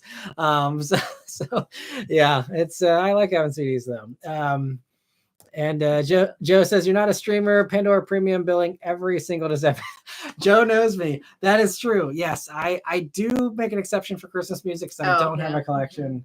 So that is the one thing. Yes, you're right. I do Pandora Premium. I have my specific Christmas CDs. Yeah, you got your few and you're set. Yeah. Yeah. I mean, I have a couple. Someday I should just buy some because it's not like they're expensive or anything anymore and just have a collection. I agree. And I see Ryan's glad he's not the only one. Still collects Ryan. Media. I totally knew a kid in high school with the same, like going through my entire school career with the same name. Yeah.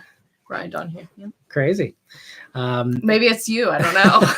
If so, then welcome back. And let me see. Sean says he still buys DVDs and Blu-rays as well. And let me see. It says SMD says, I can't believe I'm late to the live stream when Beth is back. Unfortunate. Yep. Well, the good thing about these the good thing about the live streams is you can go back. You can go back and rewatch them. I think he's just unfortunate. This is the one that he was late for. But no, I know. I know what he was saying. Yeah, for a second I thought he was like, "Oh, bummer, Beth's here." No, I get it now. But yeah, these you can always watch them. Sorry, well, there were a few people that gave the downvotes there, but yeah, no, you can always go back and rewatch these later if you miss out on some of the fun. And two, thank you so much for another super chat. He says, because it's not a stream without one, some say he only drives with his reaction face at all times, and that the sounds of turbo blow-offs put him to sleep. All we know is he's Super X fan. Man, they should have totally hired you for Top Gear. You would have saved the show too. Yep, it's driving with my acceleration reaction face all the time would definitely cause people to call 911. Probably. Why is this guy like behind the wheel all the time? That's so embarrassing. Like I just yep. Every day it's so funny because I used to go with him sometimes when he would film a review, and I don't know, I would run a track or something when he would do that, and then I'd be sitting in the car away so no one would see me, and then he would do his reaction, and I'd be like, I had to be quiet because he was filming. But then as soon as he stopped, I would just crack up. Yeah. And Nikhil, actually, he can attest because he got to experience it live this past week. I'm sorry for your loss. When we launched his Taycan Turbo. So he can fill you in on that some more, and you'll be able to see that again whenever I post that video here soon. But yeah, because that one, of course, was insanely fast, and it was a genuine reaction. It's genuinely insanely fast, and so that's going to make me giggle like a little girl. But let me see. Truck Cargo said I may just have to get a black Charger then to drive up to PA just to reenact the chase a bit. That would be fun. Just show up and then he's like, oh God, I have to find the song. That's me. No, I actually, when I first got the Bullet, I really was trying to see if I could piece together doing a chase homage around Pittsburgh here, and I was scouting out roads with steep hills and stuff. But it's one of those things I didn't want to beat up my car that much, because if I was going to do it properly, I would have to jump the car, which with modern vehicles is not actually a good idea, obviously. But yeah, let's get back to some other member questions here. We got 20 minutes to go. I think. Oh yeah, no, maybe we're a little further up. I think we're getting close, somewhere around here. Oh, here we were at, because you didn't read it. That one. So yeah, okay. First off, B. Mitchell said 2002 to 2003 Harley Davidson edition F-150s are actually a good deal in the market now, as they're a Lightning with a crew cab. A fellow writer had a bunch of them with 16 to 196,000 miles. Pretty impressive. Sean has a comment here. I will keep it family friendly, especially with the one super chat that was saying that their 11-year-old enjoyed watching. But he says, in vanilla family hybrid terms, that new Prius is the bee's knees. You should have just said Witchin. Witchin, yeah, that would have been better. Cam Jam says, been looking for a blue Civic Sport hatch manual. Did the math, and 4.7% of all new Civic hatches are manuals, and 1.6% are manuals with a 2.0. Interesting. So yeah, it's really rare. And I mean, I'm not even sure if that's just the ones that are out there. Who knows if the take rate is higher or lower as far as actual sales, but it's tough that it's a bummer that they're so rare. I'm sure the Mazdas are even more rare with their manual. And Trent Carg, thank you so much for gifting 5 memberships as well. I really appreciate the generosity from everyone tonight, and happy to see Blaze, Little Rockstar S is able to get a membership there, and a few others there. And so yeah, it's because I'm here. Thank you. Thanks everyone for the generosity. I really appreciate it. And let me see. Double Strike says, on a different note, I can personally confirm that Matt drives the Bullet and that it looks sexy AF. Well, thank you. Yeah, it was filthy, but I'm glad you enjoyed seeing it. And I'm glad I was able to bring it out too, because usually I have a press vehicle I got to put miles on. And so it's just one of the weeks where I was able to actually drive the Bullet like a normal car. It's great. I've been able to do that for the past like month and a half here now. It's up over 21,000 miles now. I was able to rack up over 1,000 miles here in the past month. I know, but I'm so happy. It's the little things that bring me so much joy.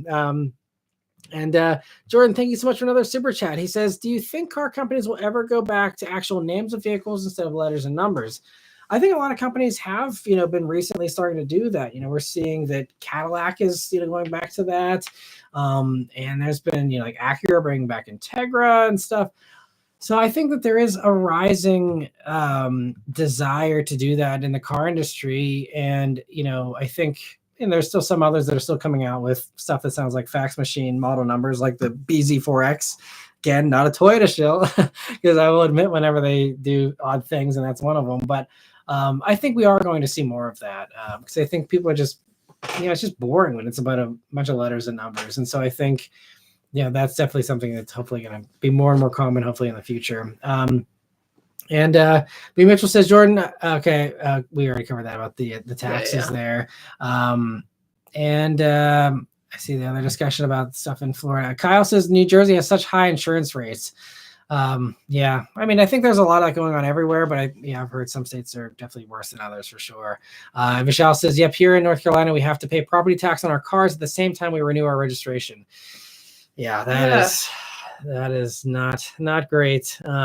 Especially with stuff like the Bullet, which held its value. Like if I had to pay thousands of dollars a year to keep the Bullet in addition to the your car payments and stuff that I've been paying, I mean, it's like I would have probably had to sell it at that point, because I don't think I could have afforded to keep the Bullet if I had to pay thousands of extra dollars every year just to keep it. It's crazy. And Trent Cargas says Arizona isn't far behind with how much they're building out here. It's Arizona's been blowing up with all kinds of stuff. Luke says one of my colleagues stated her relative pays $4,000 for 6 months of car insurance. Man. Oh yeah. Yeah, I'd be rocking that purple Geo Metro if I had to pay that much for your car insurance. That's nuts. And let me see here. SOMD, thank you so much for a super chat. He says CT5E Blackwing or Hellcat Charger Red Eye Blackwing. That's an easy one for me. Charger has more wheel spin slightly, but it's just not as sorted of a car. The Cadillac is just more luxury, more handling, way more handling. It puts the power down better, so it's actually faster, I think, in reality. It's just better in all the ways. Oh man, I still desperately want a Blackwing someday. They are so good. So yes, if you are considering those two, I wholeheartedly say get yourself a Blackwing and don't look back. It is amazing. It's also safer too, so that's another thing going forward versus the Charger. But anyway, now Wild Frames also is asking here as a member question: young people drive toasters. It's normal to not have a young audience. Yeah, I think there's definitely some of that for sure. Everyone's just going to TikTok and stuff. It's the younger demographic. Cam Jam says, recently rewatched your NSX review. That has been my dream car for a while. I've seen many reactions, but yours is the top. Thank you. I appreciate it. That was a fun one for sure. And that was the new new NSX that we did a launch in that, me and you. I think that was actually like, I was a little iffy because that was, I think, like right after we found out you were pregnant with our daughter. And I was like, hopefully I remember doing that in the Lexus. Yeah, we were in the Lexus too, but the NSX is the one that was like, because that was that summer. Okay. And it was probably. it was that was a fun one though. I love the NSX.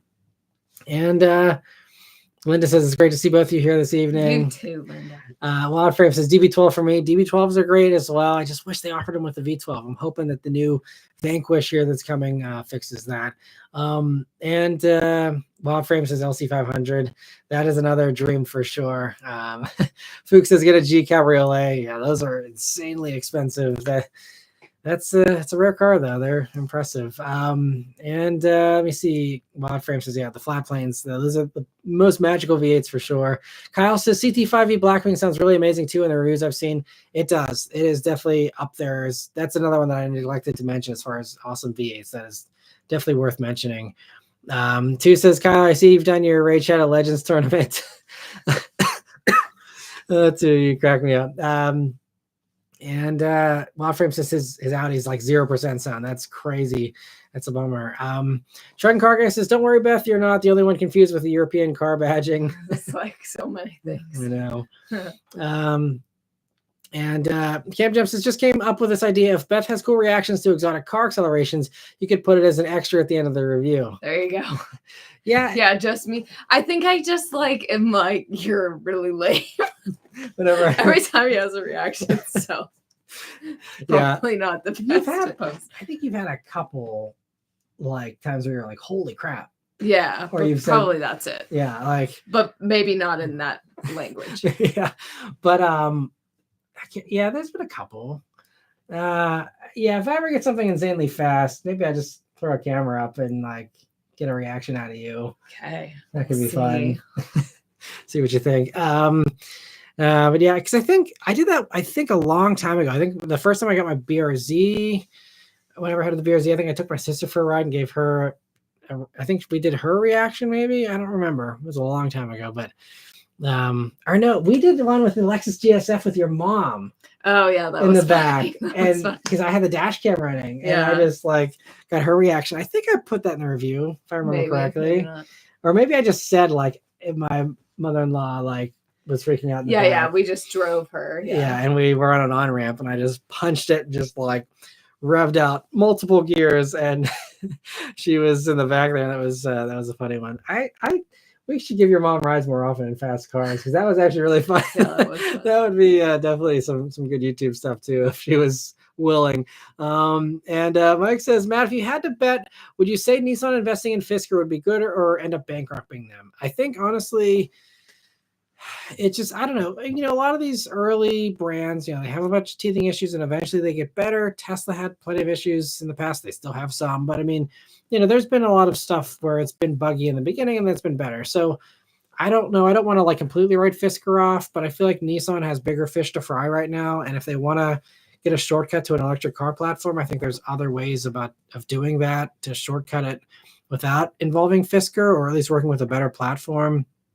I mean, again, I don't know what the money situation is for them, but like they could, team up with someone that's got something more proven. And like, for example, Lucid, is using their tech in Aston Martin stuff, and Lucid has some pretty proven, awesome stuff. I think that's a better partnership. And so, you don't have, with these skateboard platforms, you can put whatever you want on them. So like, it doesn't have to be a truck platform. You can just take a good EV platform from some company, toss your own truck on top of it and call it a day. And, I think that'd be fine. So, I mean, if I were Nissan, I'd probably steer clear of Fisker until they have shown that their stuff is solid. And we saw one at the Marlow. Yeah. And I laughed out loud at that poor soul that was brave enough to get that Ocean. But it's, I think if I were them, I'd stay away from Fisker personally. Sean says, my daughter plays with my old superhero toys too. Wife, are you giving them to her? No, she's borrowing them. Yeah, that's exactly how Matt is. 100%. I mean, because listen, here we go. What? I'll get them. All right. So for the longest time. Oh, now we're getting real personal. For the longest time, my daughter has enjoyed seeing Toy Story stuff. So Matt, I guess, was so obsessed as a child that he needed to get movie accurate Woody and Buzz. So here they are. Okay. That's my original Woody and Buzz. And he had to put his name on them. Yep. He did.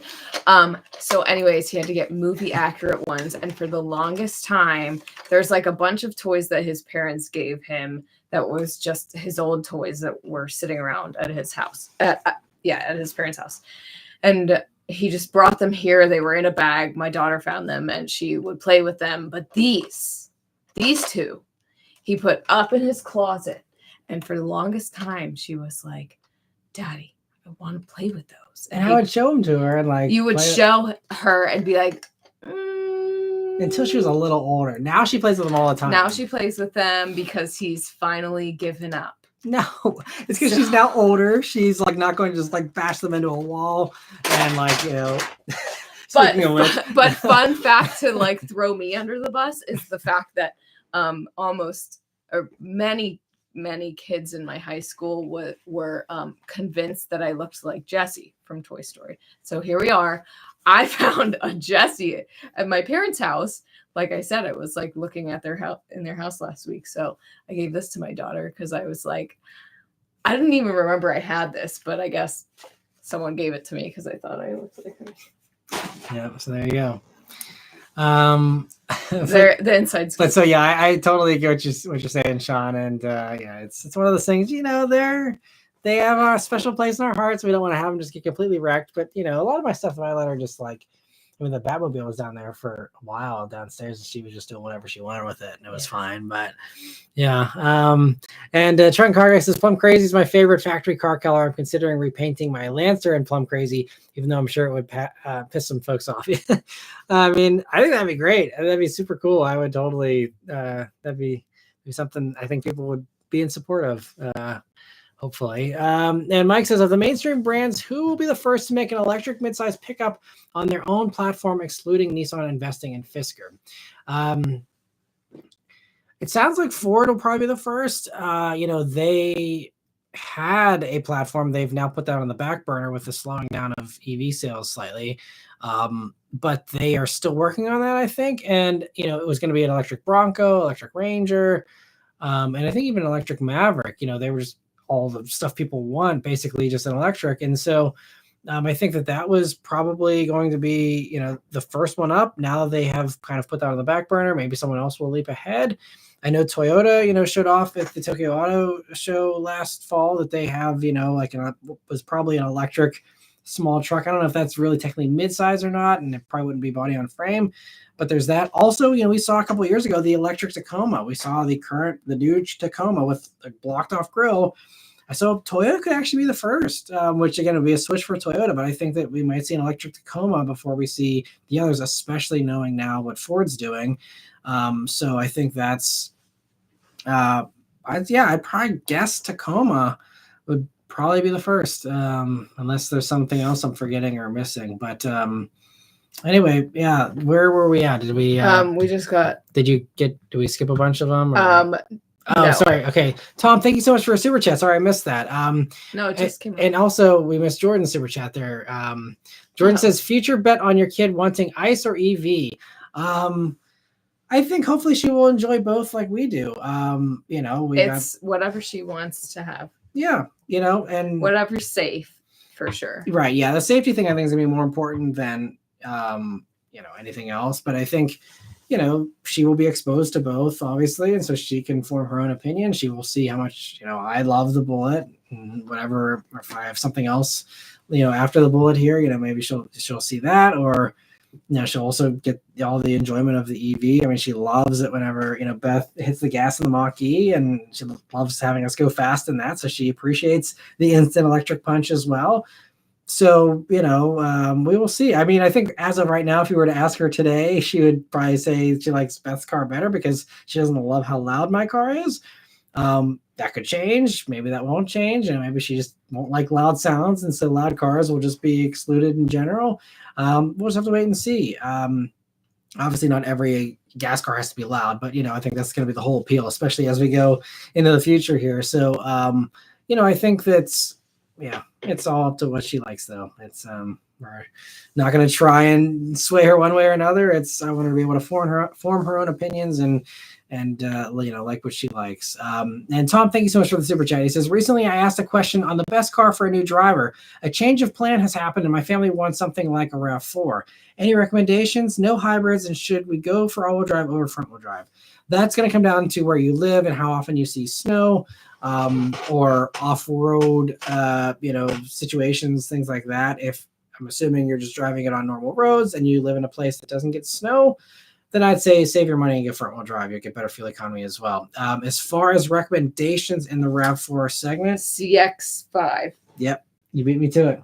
CX5 is, which I think, well, these days for the new ones only comes on all-wheel drive. But CX5, yeah, is just the best. It handles the best. It's one of the punchiest base motors. It has a regular 6-speed automatic when most others force you to use a CVT. It has a naturally aspirated motor, which is usually going to be, a little more reliable. Turbo motors can still be very reliable, but, it's got a naturally aspirated motor when Honda's got the turbo, and, a couple others do as well. Nissan now has that with the Rogue and all that. So I think, yeah, CX5 is the best recommendation. Now, if you're buying new, the only thing I will say is CX5s do depreciate faster than RAV4s and CRVs. So if you're worried about depreciation, maybe skip the CX5 or just go for a used CX5 and have someone else eat that depreciation for the first couple of years. But I also think RAV4s are great though, because but his sister has a CX5. My one sister has a RAV4 and she loves it. So I guess it just depends. Like, try them both out and see what you think. But yeah, there's a lot of subjective things there. Like the RAV4 is more rugged looking, the CX5 is more classy. It's not trying to go for the rugged vibe. So there's some subjective stuff there as well. And, space-wise, CX5 is not the most roomy one out there. So if you want the most space, you might be better off with, I think CRV is probably going to be the best out there as far as space goes. So there's pros and cons to all of them. And if you have the time, I would recommend, checking out the reviews that I've done on the videos or on the vehicles that are in that segment. If there's some that you're considering one over the other, I often compare them in my videos. If I've driven a CRV before, I'll say, well, the RAV4 isn't as good in this way or it's better in that way. And so that'll hopefully give you some context there and help you to have a good idea, especially those comparisons that I do at the end of the videos for the reviews. I really do a good job, I think, of really comparing all the high level stuff between the vehicles, which one's the better one, depending on what you want and need. And so hopefully those videos will be helpful for you, but I've covered everything in that segment. So you can, see whatever you need there as far as that goes. And thank you so much, Tom, again for the super chat, and best of luck with the car hunt. Hopefully, the family can agree on something here soon. SOMD, thank you so much for the super chat there. He says, not a fan of EVs, but that new Rivian got my attention. Yeah, we were just talking about that earlier here. I really like it. Yeah, they're both pretty cool. I'm definitely into the R3, especially the R2 looks great too, but just wish they had CarPlay. The only thing. And let me see. Where we were at. Okay, you sure? Because I didn't want to skip any of the other ones if there was others, but no, I guess this we were is all caught up. About okay, cool. So let's see, and we're almost up out of time anyway. So let's try and find the last few here. Xavier says my son has heard curse words before. Okay, well, I just everyone feels differently about that stuff, so I didn't want to assume anything, but I appreciate that, Xavier. And I see where was it? Sean said sorry for the potty mouth. I'm Cretan sometimes. No judgment whatsoever. No, again, I swear all the time. We both swear, so just always keep it family friendly here on the. I have a toddler though that is learning words, so I don't swear. Yeah, we have to censor ourselves for sure. And Little Rockstar says, how long do you think hot hatchbacks will be fully gas? Hi, Matt and Beth. I don't know. I think Toyota's really carrying the torch here, and Honda has said as well, they want to electrify stuff whenever it's fun, and they want to have an electric Type R someday. But I don't know how fast they're going to do that. So I think that, we'll see how long Toyota does it. But it seems like Toyota's not in any kind of hurry to electrify their stuff. So I think we still got, a good long while, unless things change or something takes us by surprise. I'm assuming they're safe for the rest of this decade at least, if not longer. And SOMG said, I really enjoyed the S4 review this week. I'm glad you liked it. Thanks so much for watching it. Luke says, my 2018 GT also just got hit, or just hit 21,000 miles. I'm second owner, so that's even worse than your situation. Well, I'm glad you're enjoying yours, Luke. And, it's one of those things where you got to enjoy it when you can. A lot of us, we're busy, and it's, we're working hard to be able to afford those cars. And that's just one of the things that sometimes gets sacrificed, especially if you work from home or you have a situation where you have a company car or something, it's just the way it goes. But glad you're enjoying yours too. Cam Jam says, question out of left field, y'all's favorite Whitney Houston song. Oh, I Want to Dance with Somebody. Yeah, that's a good one. That's mine too, I think. What?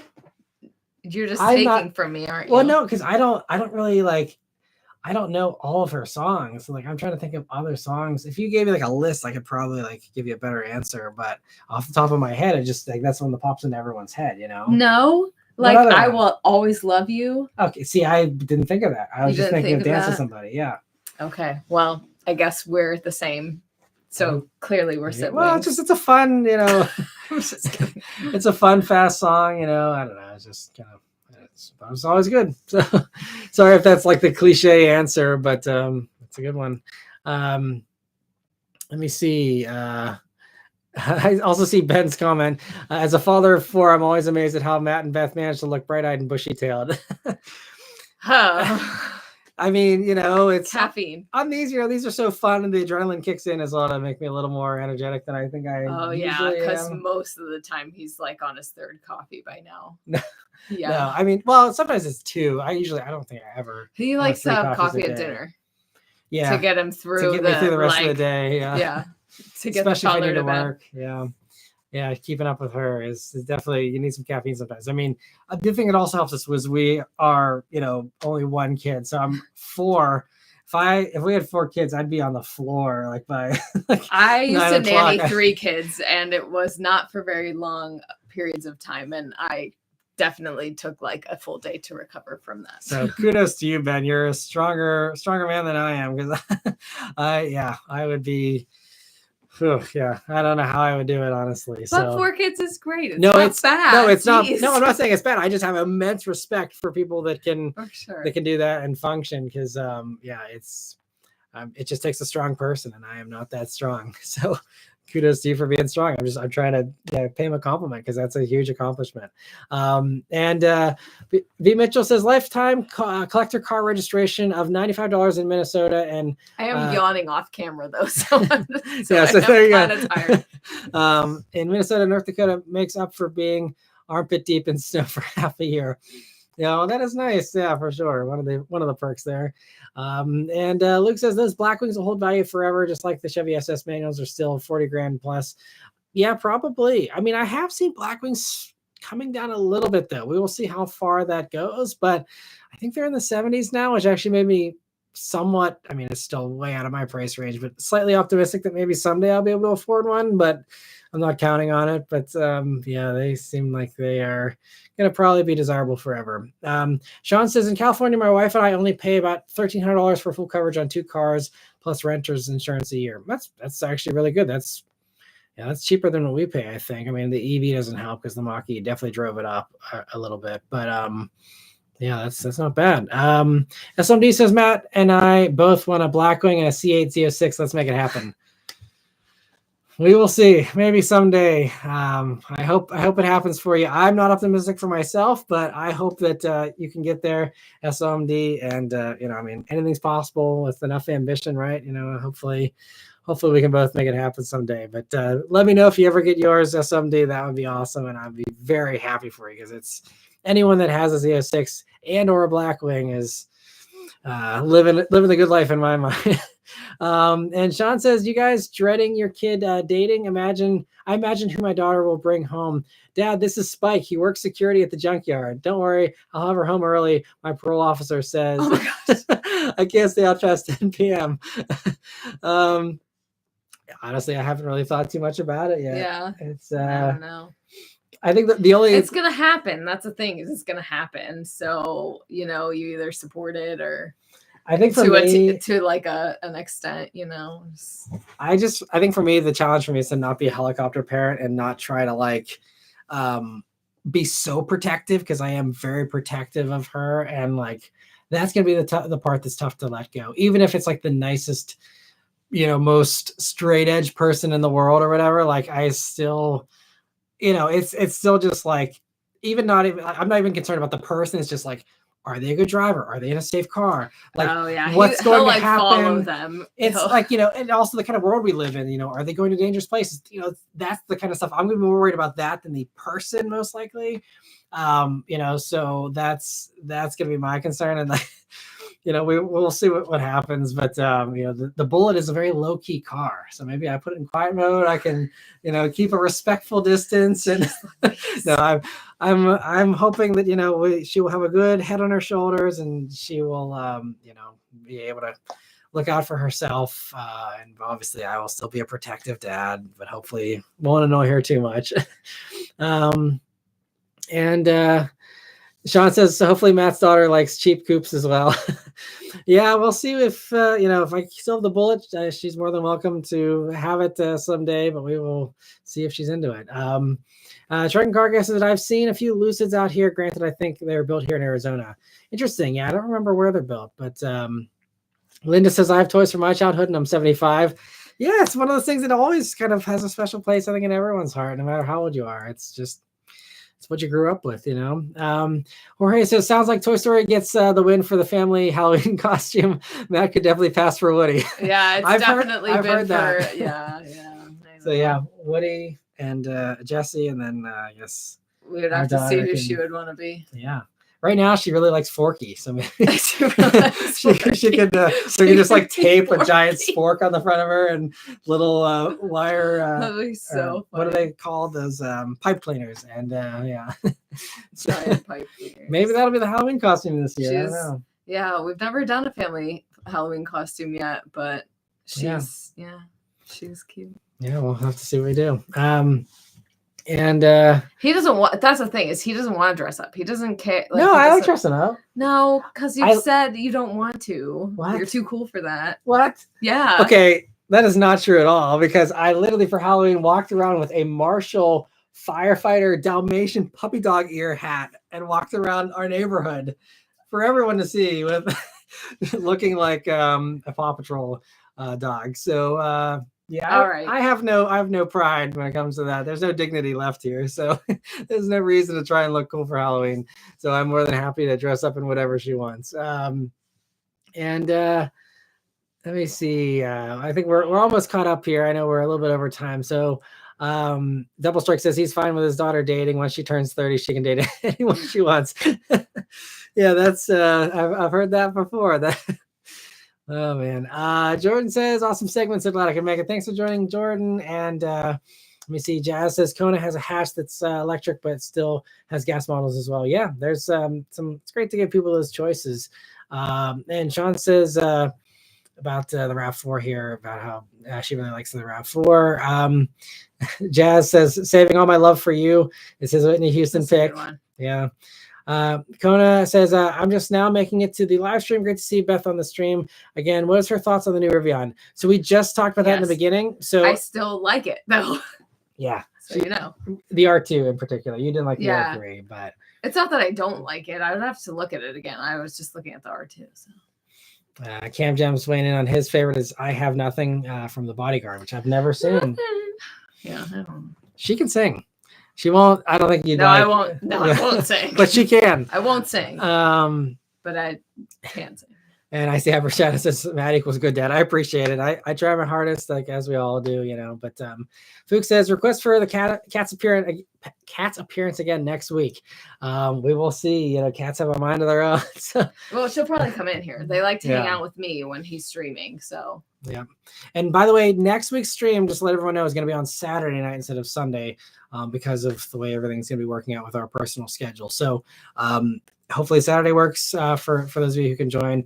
Hopefully we'll be able to maybe have both of us on here again. We'll see how it plays out. But I see SMD says he misses his pogs. Oh my God. No, you cannot pay me to sing on here. Oh, sorry. I missed it. Someone is asking for a song. Yeah. Truck and Car Guy says, have a good week, everyone. Got to get some sleep so I can hit the gym in the morning. Yeah, absolutely. We're headed there too. But yeah, Double Strike says $100 bounty effect us a Whitney Houston song next stream. No, there you go. Your first paying gig. I'm kidding. All right. So gotta be the full song. Yeah, no. Maybe someday. Who knows? Jazz says, I won't sing. How about I won't dance? There we go. Yeah, that's a jazz classic. But anyway, thank you so much, everyone, for joining on the live stream. It was a blast. I hope you all had a great time as well. And it's always fun, especially with having Beth here, getting into the more personal stuff and having some car talk as well. But hopefully you guys all enjoyed it. We always love doing these. And we will see you next Saturday evening for the next live stream. But stay tuned for more good stuff here this week on the channel as far as the reviews goes. But yeah, so thank you all very much for watching. Have a great week, everyone, as well. And we'll see you guys on the next one. Take care. Take care.